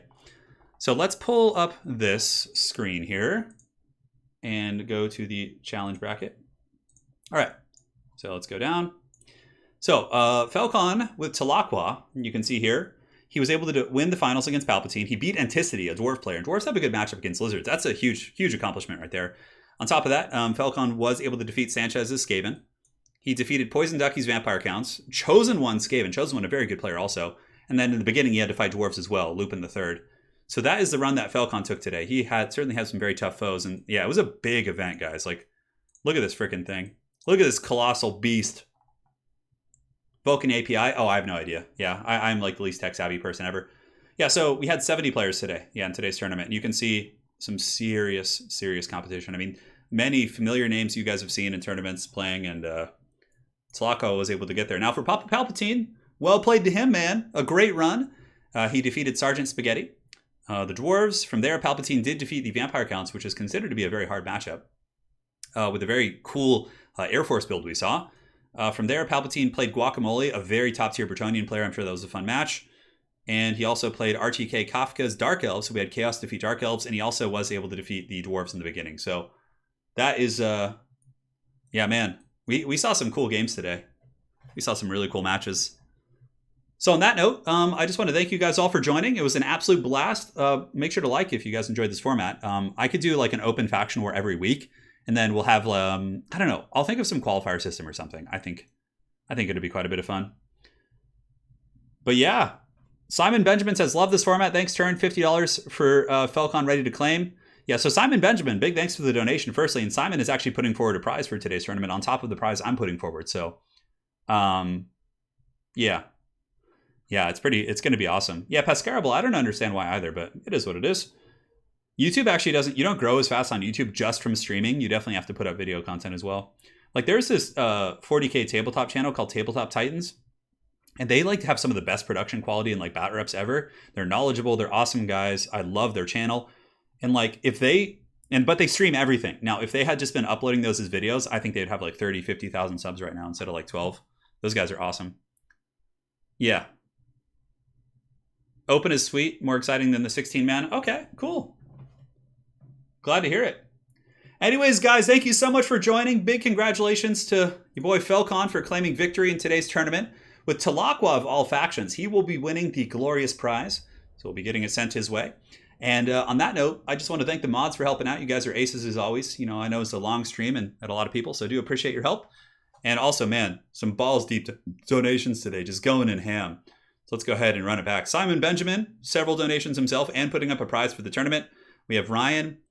We also have Lord Papanqui with the tenor. Thank you so much. We are all pulling for you. Do appreciate that, man. Astos Moldova, Josh Lang, Kelly Blair with a fat 50. Thank you so much, Kelly. Breton Jaggers with the 15 as well. Juan Orozco with a fat $99 donation. Juan, thank you so much, man. I really hope it's not a financial burden on you guys. I hope you guys are all doing well. Like, I know these are hard times. People are losing their jobs. So, thank you so much, guys. Wesley Chartrand, Grim Soka with a fat 50 and then a Hundy earlier, I think. Yeah, Grim Soka just going crazy as usual. Payback Every Grudge. I can't read Cyrillic, so my apologies for that. Adam V. Dude, I'm James. Pajantron, Far From, Grim Soka with another 20 there. Cry and Hope with a 3. Sir Hi Guy. Battle Tutorial. Alex Sear. Conic. Aneurysm Sauce. Benjamin Glover. Grim Soka again with the Hundy. Dude, insane. Man Frank. The Andrew Owen. The Good Doctor YouTube. Looking after my health. Thank you so much. And Gallahan as well. That was a couple days ago, so thank you. Thank you guys so much. All right, guys, that's it for today. Thank you. Congratulations to Falcon. Kelly Blair, I hope it's not a burden on you. I really do appreciate that. Stay safe in these dire times. Hopefully the world will return to normal sooner than later. And we can start doing it again, man. Start having some fun. And the Master of the Skies is victorious. Who would have thought? Aqua, our grand champion, the sub-faction. He used tic-tac-toe every single game. Did not break character once. Outstanding stuff. If one of the mods could drop a link to Falcon's channel, that would be greatly appreciated. If not, actually, I can do it right now. I'm just here. I think he's still streaming. Let's see. He is. But if you guys want to see more of Falcon in action, he streams quite often. You guys can go check him out on his YouTube channel. Make sure to go head on over there and subscribe. He's at 1,113 subs right now. Let's see if we can get him up to 2K, guys. Let's hit it hard. Hit it hard. Raid Falcon's channel in a good way. Give him some support. He's always here to play and puts on a great show. Anyways, guys, thank you so much for joining. I really appreciate the support, all the donations. You guys just hanging out and watching. It's awesome. And that is going to be it for today. Oh, Kelly Blair, I watch Mini Wargaming all the time. Yeah, I watch like all the Bat Rep channels. Like all of them, dude. Or Dudette, I'm not sure. I do like Mini Wargaming. Tabletop Titans is really good. Tabletop Tactics. There's so many I watch. Yeah. Anyways, guys, that's it for now. Thank you guys all so much for joining. I'll be back with, I'm probably going to take tomorrow off, but Sunday I may have an ECL stream. I'm not sure. I'm going to see how I feel, but we'll be going from there. Anyways, guys, thank you for joining. We'll see you next time. What a wild day this was. And again, really appreciate all you guys. Take care, my friends.